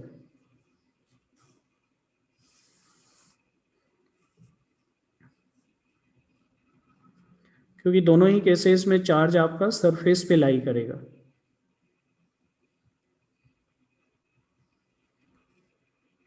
जैसे ये मान लो आपका थिन स्फेरिकल शेल है और इस पे क्यू चार्ज सरफेस पे यूनिफॉर्मली डिस्ट्रीब्यूटेड है, इसमें कितनी सेल्फ पोटेंशियल एनर्जी होगी, यानी इस चार्ज कॉन्फ़िगरेशन को क्रिएट करने में कितनी पोटेंशियल एनर्जी क्रिएट होगी?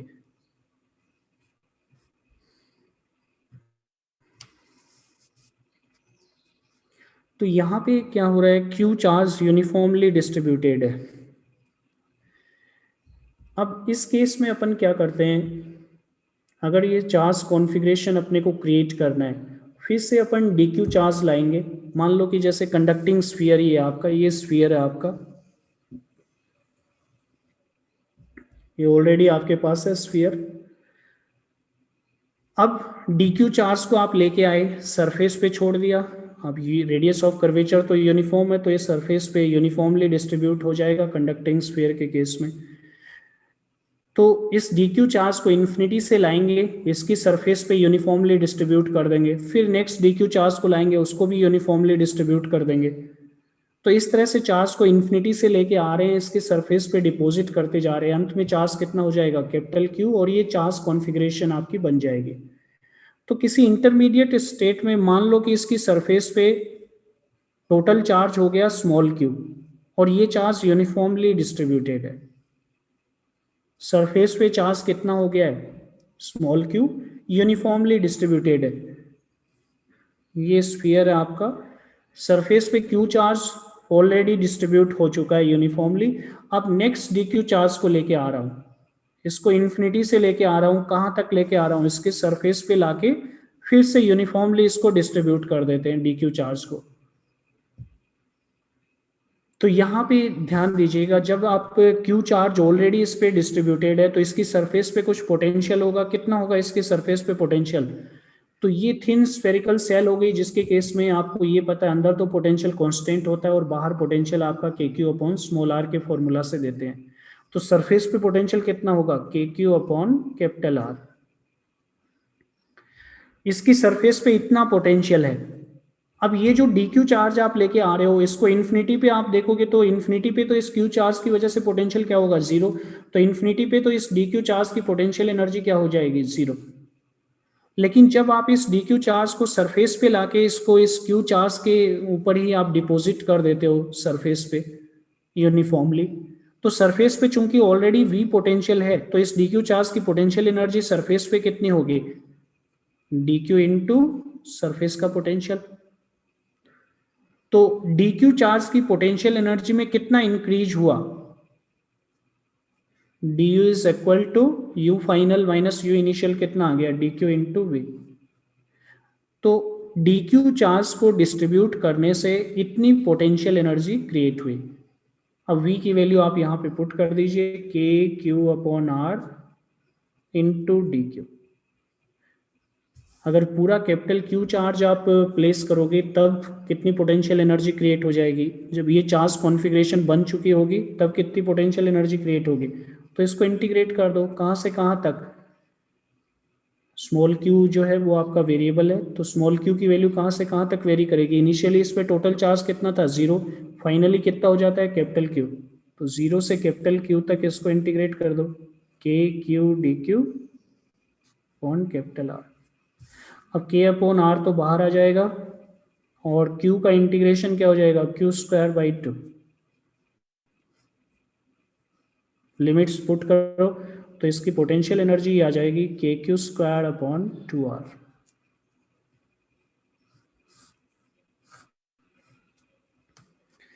तो एक यूनिफॉर्मली चार्ज कंडक्टिंग स्फीयर में या थिन स्फेरिकल सेल के अंदर इतनी पोटेंशियल एनर्जी स्टोर होगी KQ²/2R, और जो यूनिफॉर्मली चार्ज स्फीयर है उसके अंदर इतनी पोटेंशियल एनर्जी स्टोर होगी 3/5 KQ²/R।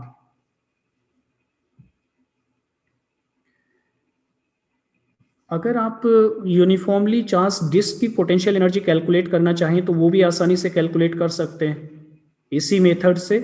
सर एक बार अगला वाला पेज जो था वो दिखा दो।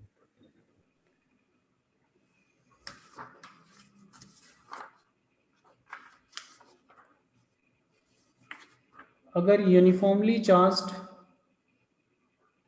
डिस्क आपको दी हुई है तो डिस्क की पोटेंशियल एनर्जी भी इसी मेथड से अपन कैलकुलेट कर सकते हैं, क्योंकि डिस्क के केस में आपको ये पता है सरकमफेरेंस के किसी पॉइंट का पोटेंशियल क्या होगा, ये मैंने आपको बताया था।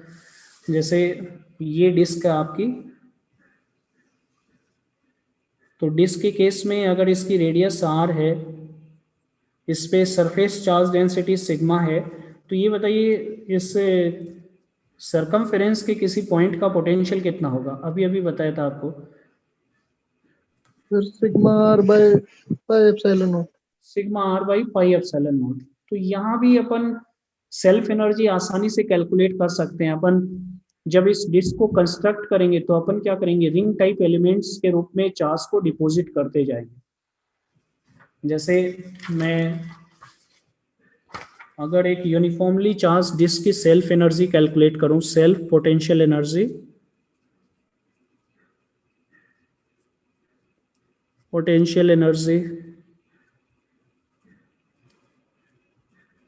of a uniformly charged disk,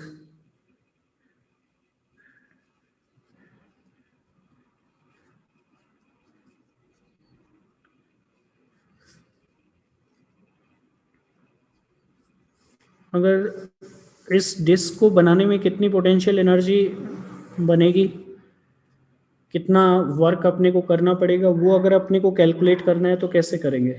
surface charge density sigma हो जाएगी। सिग्मा की वैल्यू आप लिख सकते हो कितनी होगी, Q/πr²। इसकी सरफेस पे Q चार्ज डिस्ट्रीब्यूटेड है, सरफेस एरिया πr² है। तो इसकी सेल्फ एनर्जी कैलकुलेट करने के लिए अपन चार्ज को रिंग टाइप एलिमेंट्स के रूप में डिपॉजिट करते जाएंगे। जैसे सबसे पहले ये चार्ज डिपॉजिट किया, फिर इसके अराउंड एक रिंग टाइप एलिमेंट के रूप में DQ चार्ज डिपॉजिट कर दिया, नेक्स्ट DQ चार्ज को फिर से एक रिंग टाइप एलिमेंट के रूप में डिपॉजिट कर दिया। ऐसे डिपॉजिट करते जाएंगे रिंग टाइप एलिमेंट के रूप में, और फाइनली ये डिस्क आपकी बन जाएगी कैपिटल R रेडियस की। तो मान लो कि किसी इंटरमीडिएट स्टेट में स्मॉल r रेडियस की डिस्क ऑलरेडी बन चुकी है। ये डिस्क बन चुकी है, ये डिस्क ऑलरेडी बन गई है।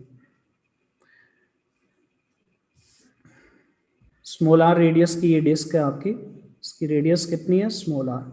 तो इसकी सरफेस पे नहीं है, सॉरी, इसकी सरकमफेरेंस पे कहीं भी आप देखोगे, इस सरकमफेरेंस के अलोंग किसी भी पॉइंट पे आप पोटेंशियल देखोगे तो पोटेंशियल कितना होगा, सिग्मा r/πε0।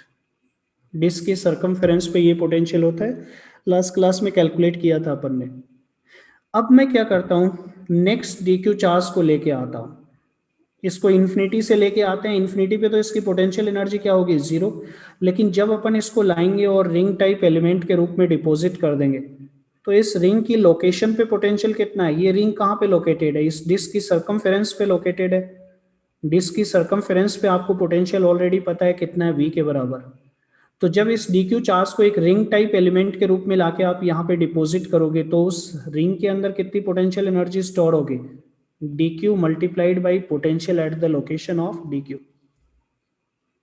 तो इस रिंग के अंदर कितनी पोटेंशियल एनर्जी स्टोर हुई उसको मैं DU से डिनोट कर देता हूँ। ये किसके बराबर होगा, U final minus U initial के, ये कितना आ जाएगा, DQ इंटू। अब बात आती है डी क्यू जो है वो क्या लिखेंगे। तो चूंकि डी आर रेडियस की ये ring, sorry D R thickness की ये रिंग जो है ये आपने बनाई है डी क्यू चार्ज से, तो सरफेस चार्ज डेंसिटी तो सिग्मा है, यूनिट एरिया पे चार्ज सिग्मा होगा, और ये जो रिंग है इसका एरिया कितना होगा 2 पाई आर डी आर। तो रिंग के ऊपर कितना चार्ज हो जाएगा sigma into 2 pi r d are, तो ये डी क्यू के बराबर होगा।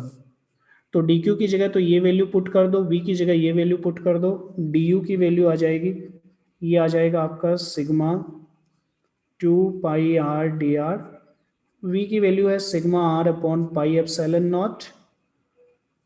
अब कांस्टेंट टर्म्स को तो एक तरफ लिख लेता हूँ, 2 पाई, पाई तो कैंसिल ही हो जाएगा, 2 sigma square upon epsilon naught are square d are, ये आ जाएगा।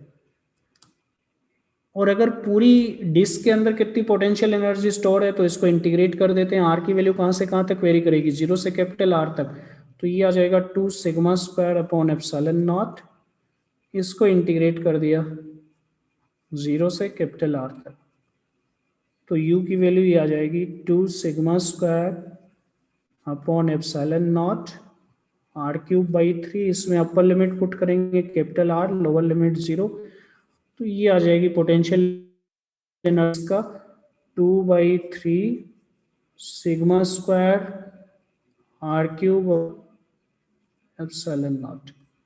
अब इसमें सिग्मा की वैल्यू आप ये पुट कर सकते हो ऑन पाई आर स्क्वायर।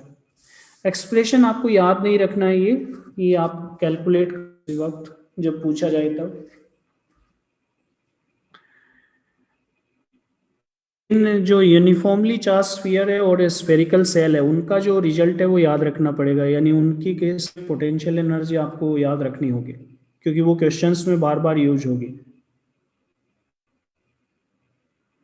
अब ये तो हो गया मेथड जिसमें अपन क्या कर रहे हैं, जो चार्ज को बना रहे हैं, छोटे छोटे एलिमेंटल चार्ज को इन्फिनिटी से लेके आते हैं, फिर उसको असेंबल करते हैं ताकि गिवन चार्ज कॉन्फ़िगरेशन जो है वो आपकी बन जाए। ये तरीका हो गया पोटेंशियल एनर्जी कैलकुलेट करने का। और मेथड है पोटेंशियल एनर्जी कैलकुलेट करने का, वो भी मैं यहाँ पे डिस्कस कर रहा हूँ क्योंकि कई बार क्या होता है आपको ये पूछ लिया जाता है, बजाय इस चीज के कि एयर की पोटेंशियल एनर्जी कितना है ये पूछने की बजाय कई बार आपको ये पूछ लिया जाता है स्फीयर के अंदर कितनी एनर्जी स्टोर है, बाहर कितनी पोटेंशियल एनर्जी स्टोर है। अंदर और बाहर पोटेंशियल एनर्जी का क्या, यहाँ पे तो अपन ये कह रहे थे कि पोटेंशियल एनर्जी स्फीयर का पोटेंशियल एनर्जी है तो इसी में स्टोर होगा, बाहर वाली पोटेंशियल एनर्जी का क्या मतलब हो गया। तो यहाँ पे देखिए दो विचारधाराएं हैं आपकी, एक होते हैं आपके फील्ड थ्योरिस्ट। थ्योरिस्ट ये मानते हैं कि जो एनर्जी है वो फील्ड में स्टोर होती है, एनर्जी इलेक्ट्रिक फील्ड में स्टोर होगी। तो यहाँ पे स्फीयर के अंदर भी फील्ड है बाहर भी फील्ड है, तो एनर्जी स्टोर्ड है, कुछ एनर्जी बाहर भी स्टोर्ड है। और जो साइंटिस्ट आपके रहेंगे जो फील्ड थ्योरिस्ट नहीं है वो इसको अलग तरीके से देखते हैं। उनका कहना है अपन चार्ज को इन्फिनिटी से लाके यहाँ पे असेंबल कर रहे हैं तो उस प्रोसेस में को वर्क करना पड़ रहा है, वही वर्क चार्ज में पोटेंशियल एनर्जी के रूप में स्टोर हो जाता है। तो जो फील्ड थ्योरिस्ट हैं उनका कहना थोड़ा अलग है, उनका कहना है कि एनर्जी फील्ड में स्टोर होती है, इलेक्ट्रिक फील्ड में। तो इलेक्ट्रिक फील्ड तो इस स्फीयर के अंदर भी है बाहर भी है, तो अंदर कुछ एनर्जी स्टोर होगी बाहर भी कुछ एनर्जी स्टोर होगी। दोनों एनर्जी का रेशियो क्या होगा, अंदर अगर U1 एनर्जी स्टोर है बाहर U2 एनर्जी स्टोर है तो U1 और U2 का रेशियो क्या रहेगा। इस टाइप की प्रॉब्लम कई बार पूछ ली जाती है। तो जब अपन ये बात करते हैं कि एनर्जी फील्ड में स्टोर होती है तो फील्ड में कितनी एनर्जी स्टोर होती है, इसके लिए मैं एक छोटा सा एक्सप्रेशन आपको बता देता हूँ एनर्जी डेंसिटी का।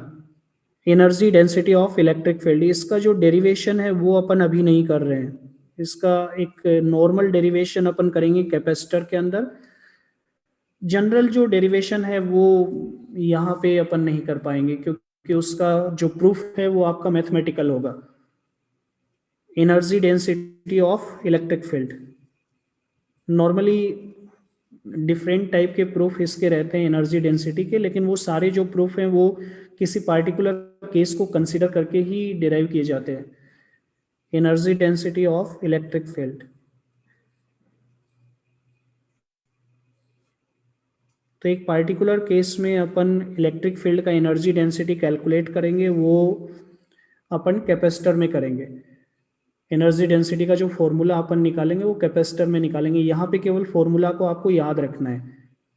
एनर्जी डेंसिटी का मतलब होता है यूनिट वॉल्यूम के अंदर कितनी एनर्जी स्टोर्ड है। इसको अपन स्मॉल यू से डिनोट करते हैं। यूनिट वॉल्यूम में जो एनर्जी स्टोर होती है उसको अपन बोलते हैं एनर्जी डेंसिटी। जैसे अगर डीवी वॉल्यूम है आपका इलेक्ट्रिक फील्ड के अंदर, ये वॉल्यूम मैं कंसिडर करूं स्पेस का, और इस वॉल्यूम में मान लो डी एनर्जी स्टोर्ड है डीवी वॉल्यूम के अंदर, तो यूनिट वॉल्यूम में जो एनर्जी स्टोर होगी वो कितनी हो जाएगी, डी अपॉन डीवी। ये क्या कहलाएगी, एनर्जी डेंसिटी।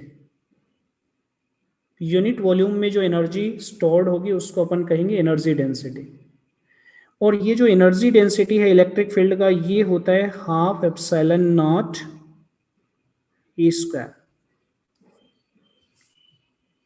यहाँ पे ई तो क्या हो गया, इलेक्ट्रिक फील्ड, इसकी लोकेशन पे ये जो वॉल्यूम एलिमेंट है इसकी लोकेशन पे इलेक्ट्रिक फील्ड अगर ई है तो इस वॉल्यूम में कितनी एनर्जी स्टोर होगी। अगर इसकी लोकेशन पे एनर्जी डेंसिटी पता कर लेते हैं half epsilon naught e square, तो इसमें कितनी एनर्जी स्टोर होगी, यू इंटू डीवी। अब अगर कोई बड़ा वॉल्यूम दिया हुआ है तो इसको इंटीग्रेट करके अपन टोटल एनर्जी निकाल सकते हैं। तो ये जो फॉर्मूला है ये एनर्जी डेंसिटी का फॉर्मूला है। यूनिट वॉल्यूम के अंदर इलेक्ट्रिक फील्ड में यूनिट वॉल्यूम में कितनी एनर्जी स्टोर होगी उसका एक्सप्रेशन ये होता है half epsilon naught e square. तो इसकी मदद से अपन ये पता कर सकते हैं कि यूनिफॉर्मली चार्ज स्फीयर के अंदर और बाहर कितनी एनर्जी स्टोर है। टोटल एनर्जी तो वही आएगी, आप अंदर वाली एनर्जी कैलकुलेट करो बाहर वाली कैलकुलेट करो, दोनों को ऐड करो तो यही आना चाहिए। तो जैसे मान लो कि मैं यूनिफॉर्मली चार्ज स्फीयर का ही केस लेता हूं, यूनिफॉर्मली चार्ज्ड स्फीयर, इसके केस में अंदर कितनी एनर्जी स्टोर होती है और बाहर कितनी एनर्जी स्टोर होती है, ये अगर अपने को कैलकुलेट करना है। ये स्फीयर है, यूनिफॉर्मली चार्ज्ड है, पूरे वॉल्यूम में चार्ज यूनिफॉर्मली डिस्ट्रीब्यूटेड है। और इलेक्ट्रिक फील्ड किस टाइप से वेरी करेगा ये तो अपन आज भी देख चुके हैं। इस केस में अंदर तो फील्ड क्या रहेगा, के Q small are upon are q, और बाहर फील्ड का एक्सप्रेशन क्या होगा, के Q upon are square are cap. ये फील्ड का एक्सप्रेशन रहेगा यूनिफॉर्मली चार्ज स्फीयर के केस में। तो अगर मैं इनको अंदर वाले वॉल्यूम में कितनी एनर्जी स्टोर्ड है वो पता करनी है, तो मैं क्या करता हूँ, एक एलिमेंट में चूज करूंगा, एलिमेंटल वॉल्यूम चूज कर लेता हूँ। ये वॉल्यूम किस टाइप का रहेगा, एक spherical shell type volume consider कर लेता हूँ, यानी आर रेडियस की एक स्फेरिकल सेल लेता हूँ जिसकी थिकनेस कितनी है, डी आर। इसकी थिकनेस है डी आर, इसकी रेडियस आर है। आपको ये पता है आर डिस्टेंस पे इलेक्ट्रिक फील्ड कितना होगा, के q r upon are cube. तो इलेक्ट्रिक फील्ड की वैल्यू तो आपको पता है, तो आप एनर्जी डेंसिटी तो कैलकुलेट कर ही सकते हो। अगर एनर्जी डेंसिटी आपको पता लग गया यू, यानी यूनिट वॉल्यूम में इतनी एनर्जी स्टोर्ड है, तो ये जो एलिमेंट आपने चूज किया इसका वॉल्यूम कितना है, इस एलिमेंट का वॉल्यूम हो जाएगा 4 pi r square d are. ये स्फेरिकल सेल टाइप का एलिमेंट है, तो इसमें कितनी एनर्जी स्टोर होगी, यू इंटू डी वी। ये डी यू के बराबर होगा इस डेफिनेशन से, ये किसके बराबर है, डी यू के बराबर। तो इसमें इतनी एनर्जी स्टोर्ड है, यू की वैल्यू आप लिख सकते हो half epsilon naught e square, e square into dv. Dv की वैल्यू कितनी है, 4 pi r square d r. अब इसको इंटीग्रेट करके आप अंदर या बाहर एनर्जी आप कैलकुलेट कर सकते हो। जैसे अंदर जो एनर्जी स्टोर्ड है उसको अगर मैं 1 से डिनोट करूं, तो इस डी यू को अपने को इंटीग्रेट करना पड़ेगा। कहाँ से कहाँ तक इंटीग्रेट करूं इस डी यू को, R इक्वल टू 0 से कैपिटल R तक इंटीग्रेट करूंगा तो अंदर स्टोर्ड एनर्जी पता लग जाएगी। अब अंदर आपको इलेक्ट्रिक फील्ड की वैल्यू पता है कितनी होगी, तो मैं E की जगह ये फॉर्मूला रखूंगा KQ R/R³। तो ये आ जाएगा K² Q²R²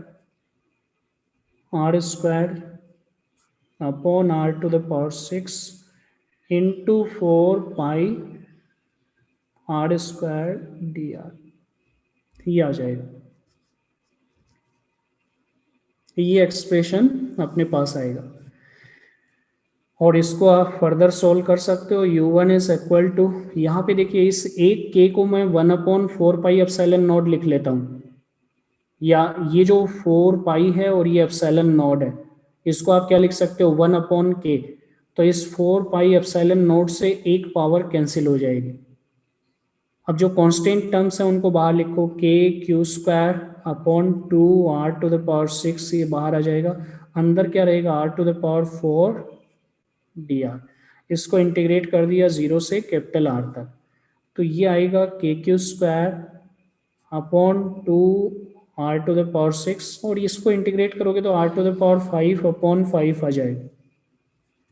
तो अंदर कितनी एनर्जी स्टोर्ड है वो आपको पता लग जाएगी। ये कितना हो जाएगा KQ²/10R। अंदर स्टोर्ड एनर्जी आपको पता लग गई। अगर बाहर स्टोर्ड एनर्जी कैलकुलेट करना है तो इस एक्सप्रेशन को इंटीग्रेट करोगे कहाँ से कहाँ तक। बाहर तो फील्ड आपका सरफेस से लेके इन्फिनिटी तक प्रेजेंट है, तो एनर्जी इस पूरे रीजन में आपकी प्रेजेंट होगी। तो इसको इंटीग्रेट कहाँ से कहाँ तक करेंगे, R से लेके इन्फिनिटी तक। तो du को आपको इंटीग्रेट करना है। अगर U2 पता करना है तो आपको बाहर स्टोर्ड एनर्जी पता करनी है, तो कैसे पता करेंगे, इसको इंटीग्रेट करेंगे R से लेके इन्फिनिटी तक इस du को। अब की बार बाहर चूंकि फील्ड का एक्सप्रेशन ये है, E की जगह ये वैल्यू अपन यहाँ पे पुट करेंगे, तो अपने पास ये आएगा 12ε0। E² की जगह लिख देंगे K²Q²/R⁴ इंटू 4πR² और ये जो 4πε0 है इससे एक k को अपन कैंसिल कर देते हैं, क्योंकि k होता है 1/4πε0। और अब कांस्टेंट टर्म्स को बाहर निकाल लो, KQ²/2 ये बाहर आ जाएगा। अंदर क्या रहेगा dr/r²। R से इन्फिनिटी तक इंटीग्रेट किया, कितना आएगा KQ²/2। इसका इंटीग्रेशन होगा -1/r, अपर limit infinity, lower limit capital R। तो इसमें लिमिट्स पुट करोगे तो ये आ जाएगा KQ²/2R।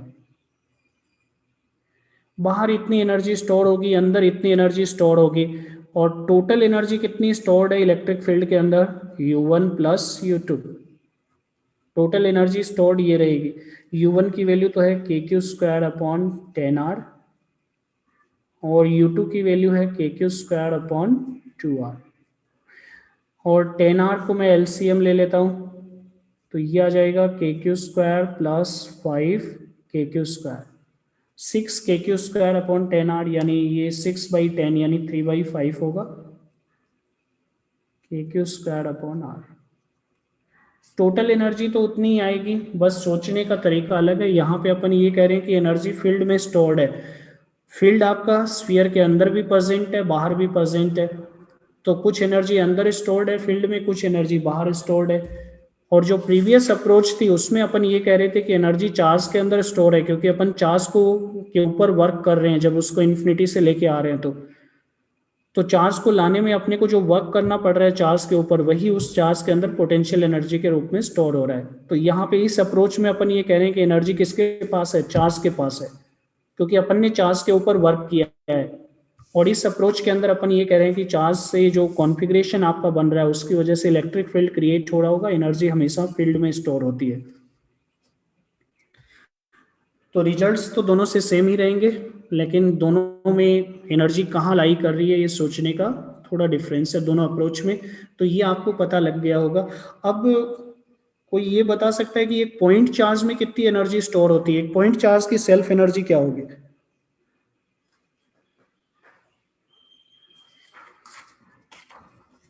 पॉइंट चार्ज की सेल्फ एनर्जी क्या होगी?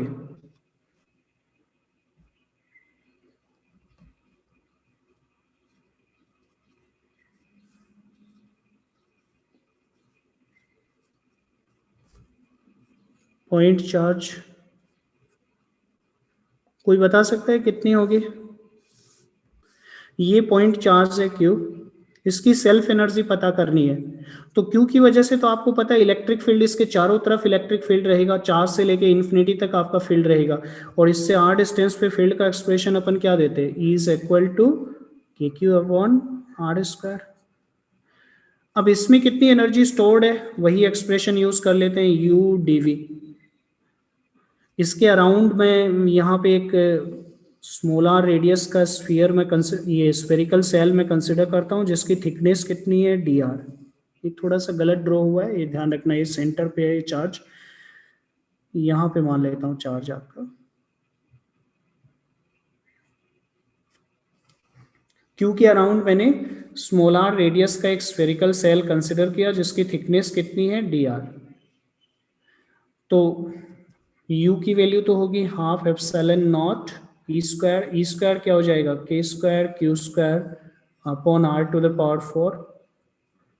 और जो dv है, ये जो वॉल्यूम अपन ने कंसिडर किया है, इसका वॉल्यूम कितना होगा स्फेरिकल सेल का? ये हो जाएगा 4 पाई r स्क्वायर dr।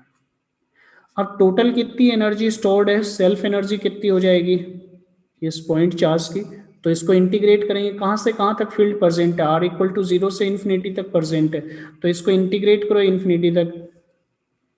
तो यहाँ पे ये देखिए, ये 4 पाई एप्सिलॉन नॉट, इससे एक k को कैंसिल कर देंगे, क्या आ जाएगा? k Q square upon 2r square dr।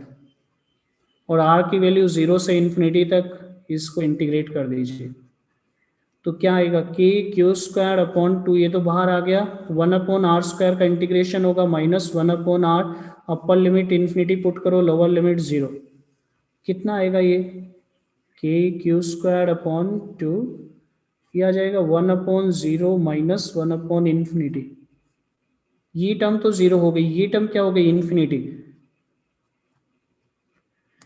Point charge की सेल्फ एनर्जी क्या होगी? इनफाइनाइट होगी। एक पॉइंट चार्ज की सेल्फ एनर्जी क्या होगी? इनफाइनाइट होगी।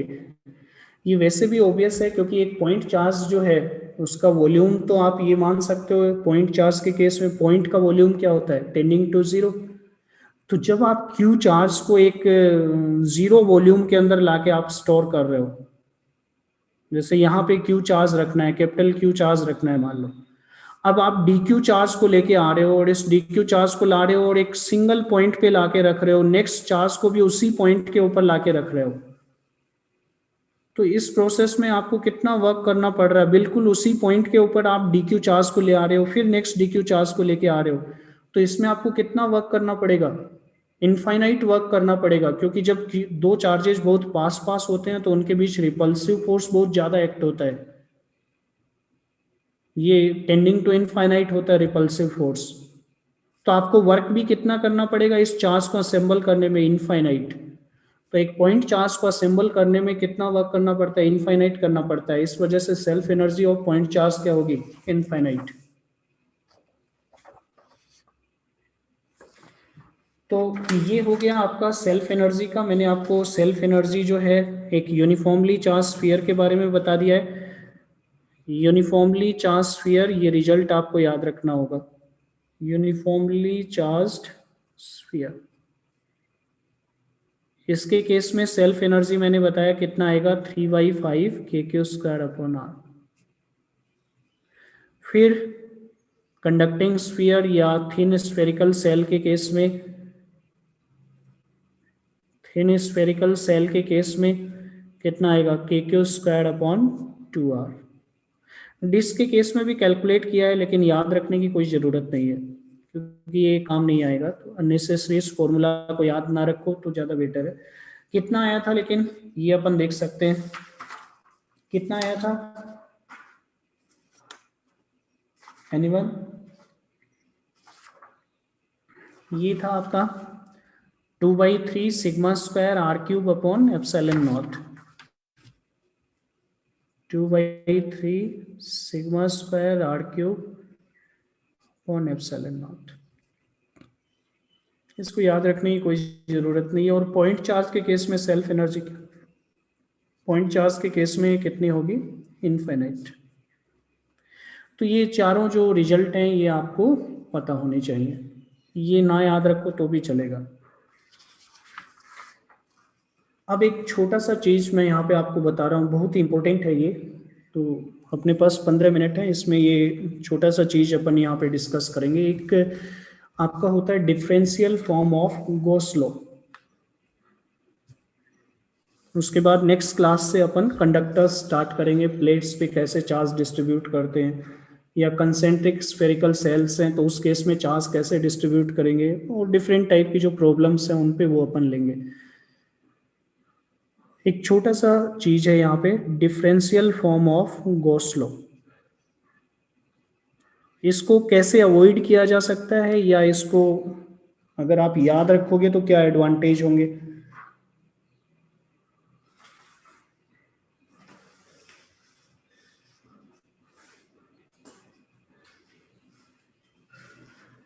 याद रखने के क्या एडवांटेज होंगे, और अगर नहीं याद रखना चाहते तो कैसे इसको अवॉइड किया जाए, क्योंकि क्वेश्चन तो इस पे आएंगे।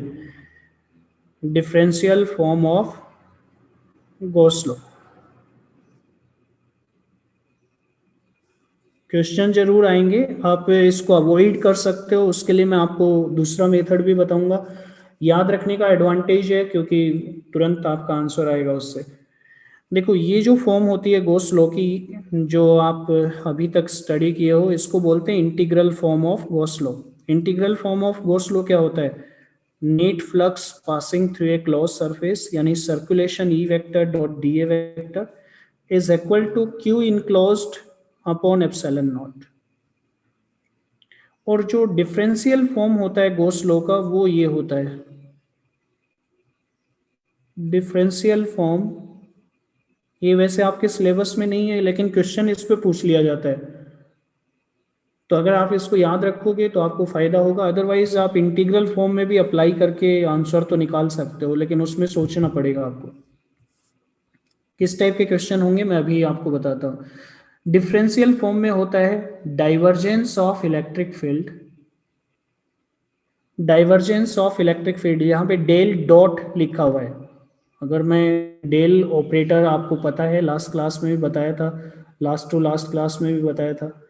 डेल ऑपरेटर आपको पता है, अगर किसी स्केलर क्वांटिटी पे इसको ऑपरेट करते हो तब तो ये क्या होता है, ग्रेडियंट, ग्रेडियंट ऑफ यू या ग्रेडियंट ऑफ वी, क्योंकि यू और वी क्या है, स्केलर क्वांटिटी। तो स्केलर क्वांटिटी पे ऑपरेट करोगे तब तो ये ऑपरेटर कहलाएगा ग्रेडियंट ऑपरेटर। वेक्टर क्वांटिटी पे आप ऑपरेट करते हो और डॉट प्रोडक्ट लेते हो दोनों के बीच में, तो ये आपका कहलाता है gradient of that vector quantity. Divergence यानी कितनी फील्ड लाइन निकल रही है, बेसिकली डाइवर्ज हो रही है एक छोटे से एलिमेंटल वॉल्यूम से, यानी किसी पॉइंट के अराउंड इलेक्ट्रिक फील्ड में किसी पॉइंट के अराउंड आप यूनिट वॉल्यूम आप कंसिडर करो। यूनिट वॉल्यूम तो आप कंसिडर नहीं कर सकते, तो डीवी वॉल्यूम इस पॉइंट के अराउंड मैं कंसिडर करूंगा। यूनिट वॉल्यूम इसलिए नहीं कंसिडर करोगे क्योंकि उस केस में पॉइंट के अराउंड बहुत बड़ा वॉल्यूम हो जाएगा, तो उस पॉइंट पे अगर इलेक्ट्रिक फील्ड देखोगे वो जरूरी नहीं कि उस पूरे यूनिट वॉल्यूम में इलेक्ट्रिक फील्ड वही हो। लेकिन इस पॉइंट के अराउंड मैं एक एलिमेंटल वॉल्यूम लूँ तो इस एलिमेंटल वॉल्यूम में इलेक्ट्रिक फील्ड की वैल्यू आप सेम ले सकते हो। तो इस एलिमेंटल वॉल्यूम से कितना फ्लक्स आपका पास हो रहा है, ई vector dot D A vector, यानी कितनी फील्ड लाइन इससे पास हो रही है वो आप कैलकुलेट कर लोगे। मान लो इलेक्ट्रिक फील्ड लाइन, इस टाइप से इलेक्ट्रिक फील्ड लाइन आपकी डाइवर्ज हो रही है इससे, तो इससे कितना फ्लक्स पास हो रहा है वो आपने कैलकुलेट कर लिया, उसको डीवी से डिवाइड कर दोगे तो यूनिट वॉल्यूम से, इस पॉइंट के अराउंड यूनिट वॉल्यूम से कितना फ्लक्स आपका पास हो रहा है वो मिल जाएगा। इसको अपन बोलते हैं ग्रेडियंट, यानी sorry divergence of electric field. Divergence of electric field का मतलब क्या हो गया, इलेक्ट्रिक फील्ड में किसी पॉइंट के अराउंड यूनिट वॉल्यूम से कितना फ्लक्स पास हो रहा है, यूनिट वॉल्यूम में कितनी फील्ड लाइन आपकी निकल रही है, और ये किसके बराबर होता है, ये बराबर होता है रो अपॉन एप्सिलॉन नॉट के। रो यहाँ पे क्या है, वॉल्यूम चार्ज डेंसिटी। ये आपका कहलाता है differential form of Gauss law. अब ये चीज आपको पता ही है कि डेल ऑपरेटर क्या होता है, तो डेल डॉट ई अगर कार्टेशियन कोऑर्डिनेट सिस्टम में तब तो कोई दिक्कत ही नहीं है, आपको कोई चीज़ रटनी नहीं होगी। कार्टेशियन सिस्टम में तो आप डायरेक्ट ये बता ही सकते हो इसकी वैल्यू किसके बराबर होगी। डॉट प्रोडक्ट लेना है दोनों के बीच, डेल और ई वेक्टर के बीच, तो क्या आएगा, del e x upon del x plus del e y upon del y plus del e z upon del z. और अगर पोलर कोऑर्डिनेट्स हैं तो ज़्यादातर आपको क्या होगा, ई आर के फंक्शन के रूप में दिया जाएगा, थीटा के फंक्शन के रूप में नॉर्मली नहीं दिया जाएगा, आर और थीटा के फंक्शन के रूप में, क्योंकि वो कॉम्प्लिकेटेड हो जाएगा, आउट ऑफ सिलेबस भी रहेगा वो। तो केवल आर के फंक्शन के रूप में अगर आप डाइवर्जेंस आप देखो, जैसे ये आपको कैलकुलेट करना है, तो मान लो ई आपको इस फॉर्म में दिया हुआ है, e is equal to e r are cap, केवल रेडियल फील्ड आपका है, रेडियल डायरेक्शन में फील्ड पॉइंट कर रहा है, जैसे स्फेरिकल चार्ज डिस्ट्रीब्यूशन के केस में फील्ड आपका रेडियल होता है। तो इसके लिए वैल्यू ये रहेगी आपकी 1 upon are square del upon del are r square e r. Theta वाली टर्म मैं यहाँ पे नहीं ले रहा हूँ क्योंकि उस केस में थोड़ा सा कॉम्प्लिकेटेड हो जाएगा। मैंने इलेक्ट्रिक फील्ड को ये माना है, अगर इसको ये कंपोनेंट भी इंक्लूड करोगे तो एक्सप्रेशन थोड़ा सा कॉम्प्लिकेटेड होगा। फिर अगर ये भी इंक्लूड किया तो ये हो रहेगा फिर 1 upon r sine theta del upon del theta, यहाँ पे आएगा साइन थीटा ई थीटा। तो ये थोड़ा कॉम्प्लिकेटेड हो जाएगा, नॉर्मली ये तो आपको दिया ही नहीं जाएगा, ये कैलकुलेट आपको करना पड़ सकता है। इसको ऑल टुगेदर आप अवॉइड भी कर सकते हो, तो मैं एक एग्जांपल लेता हूँ, उससे एक्सप्लेन करता हूँ कि इसका यूज़ करने से आंसर कैसे जल्दी आएगा, और अगर आप इसको अवॉइड करना चाह रहे हो तो किस तरह से इसको अवॉइड कर सकते हो, इंटीग्रल फॉर्म को कैसे यूज़ करोगे। तो देखिए स्टार्ट करते हैं, एक छोटा सा एग्जाम्पल मैं लेता हूँ यहाँ पे।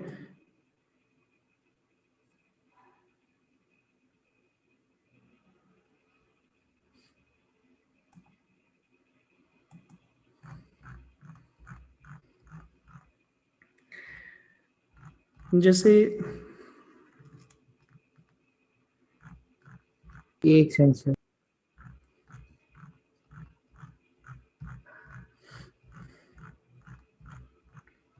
मान लो कि आपको पोटेंशियल दिया हुआ है किसी रीजन में,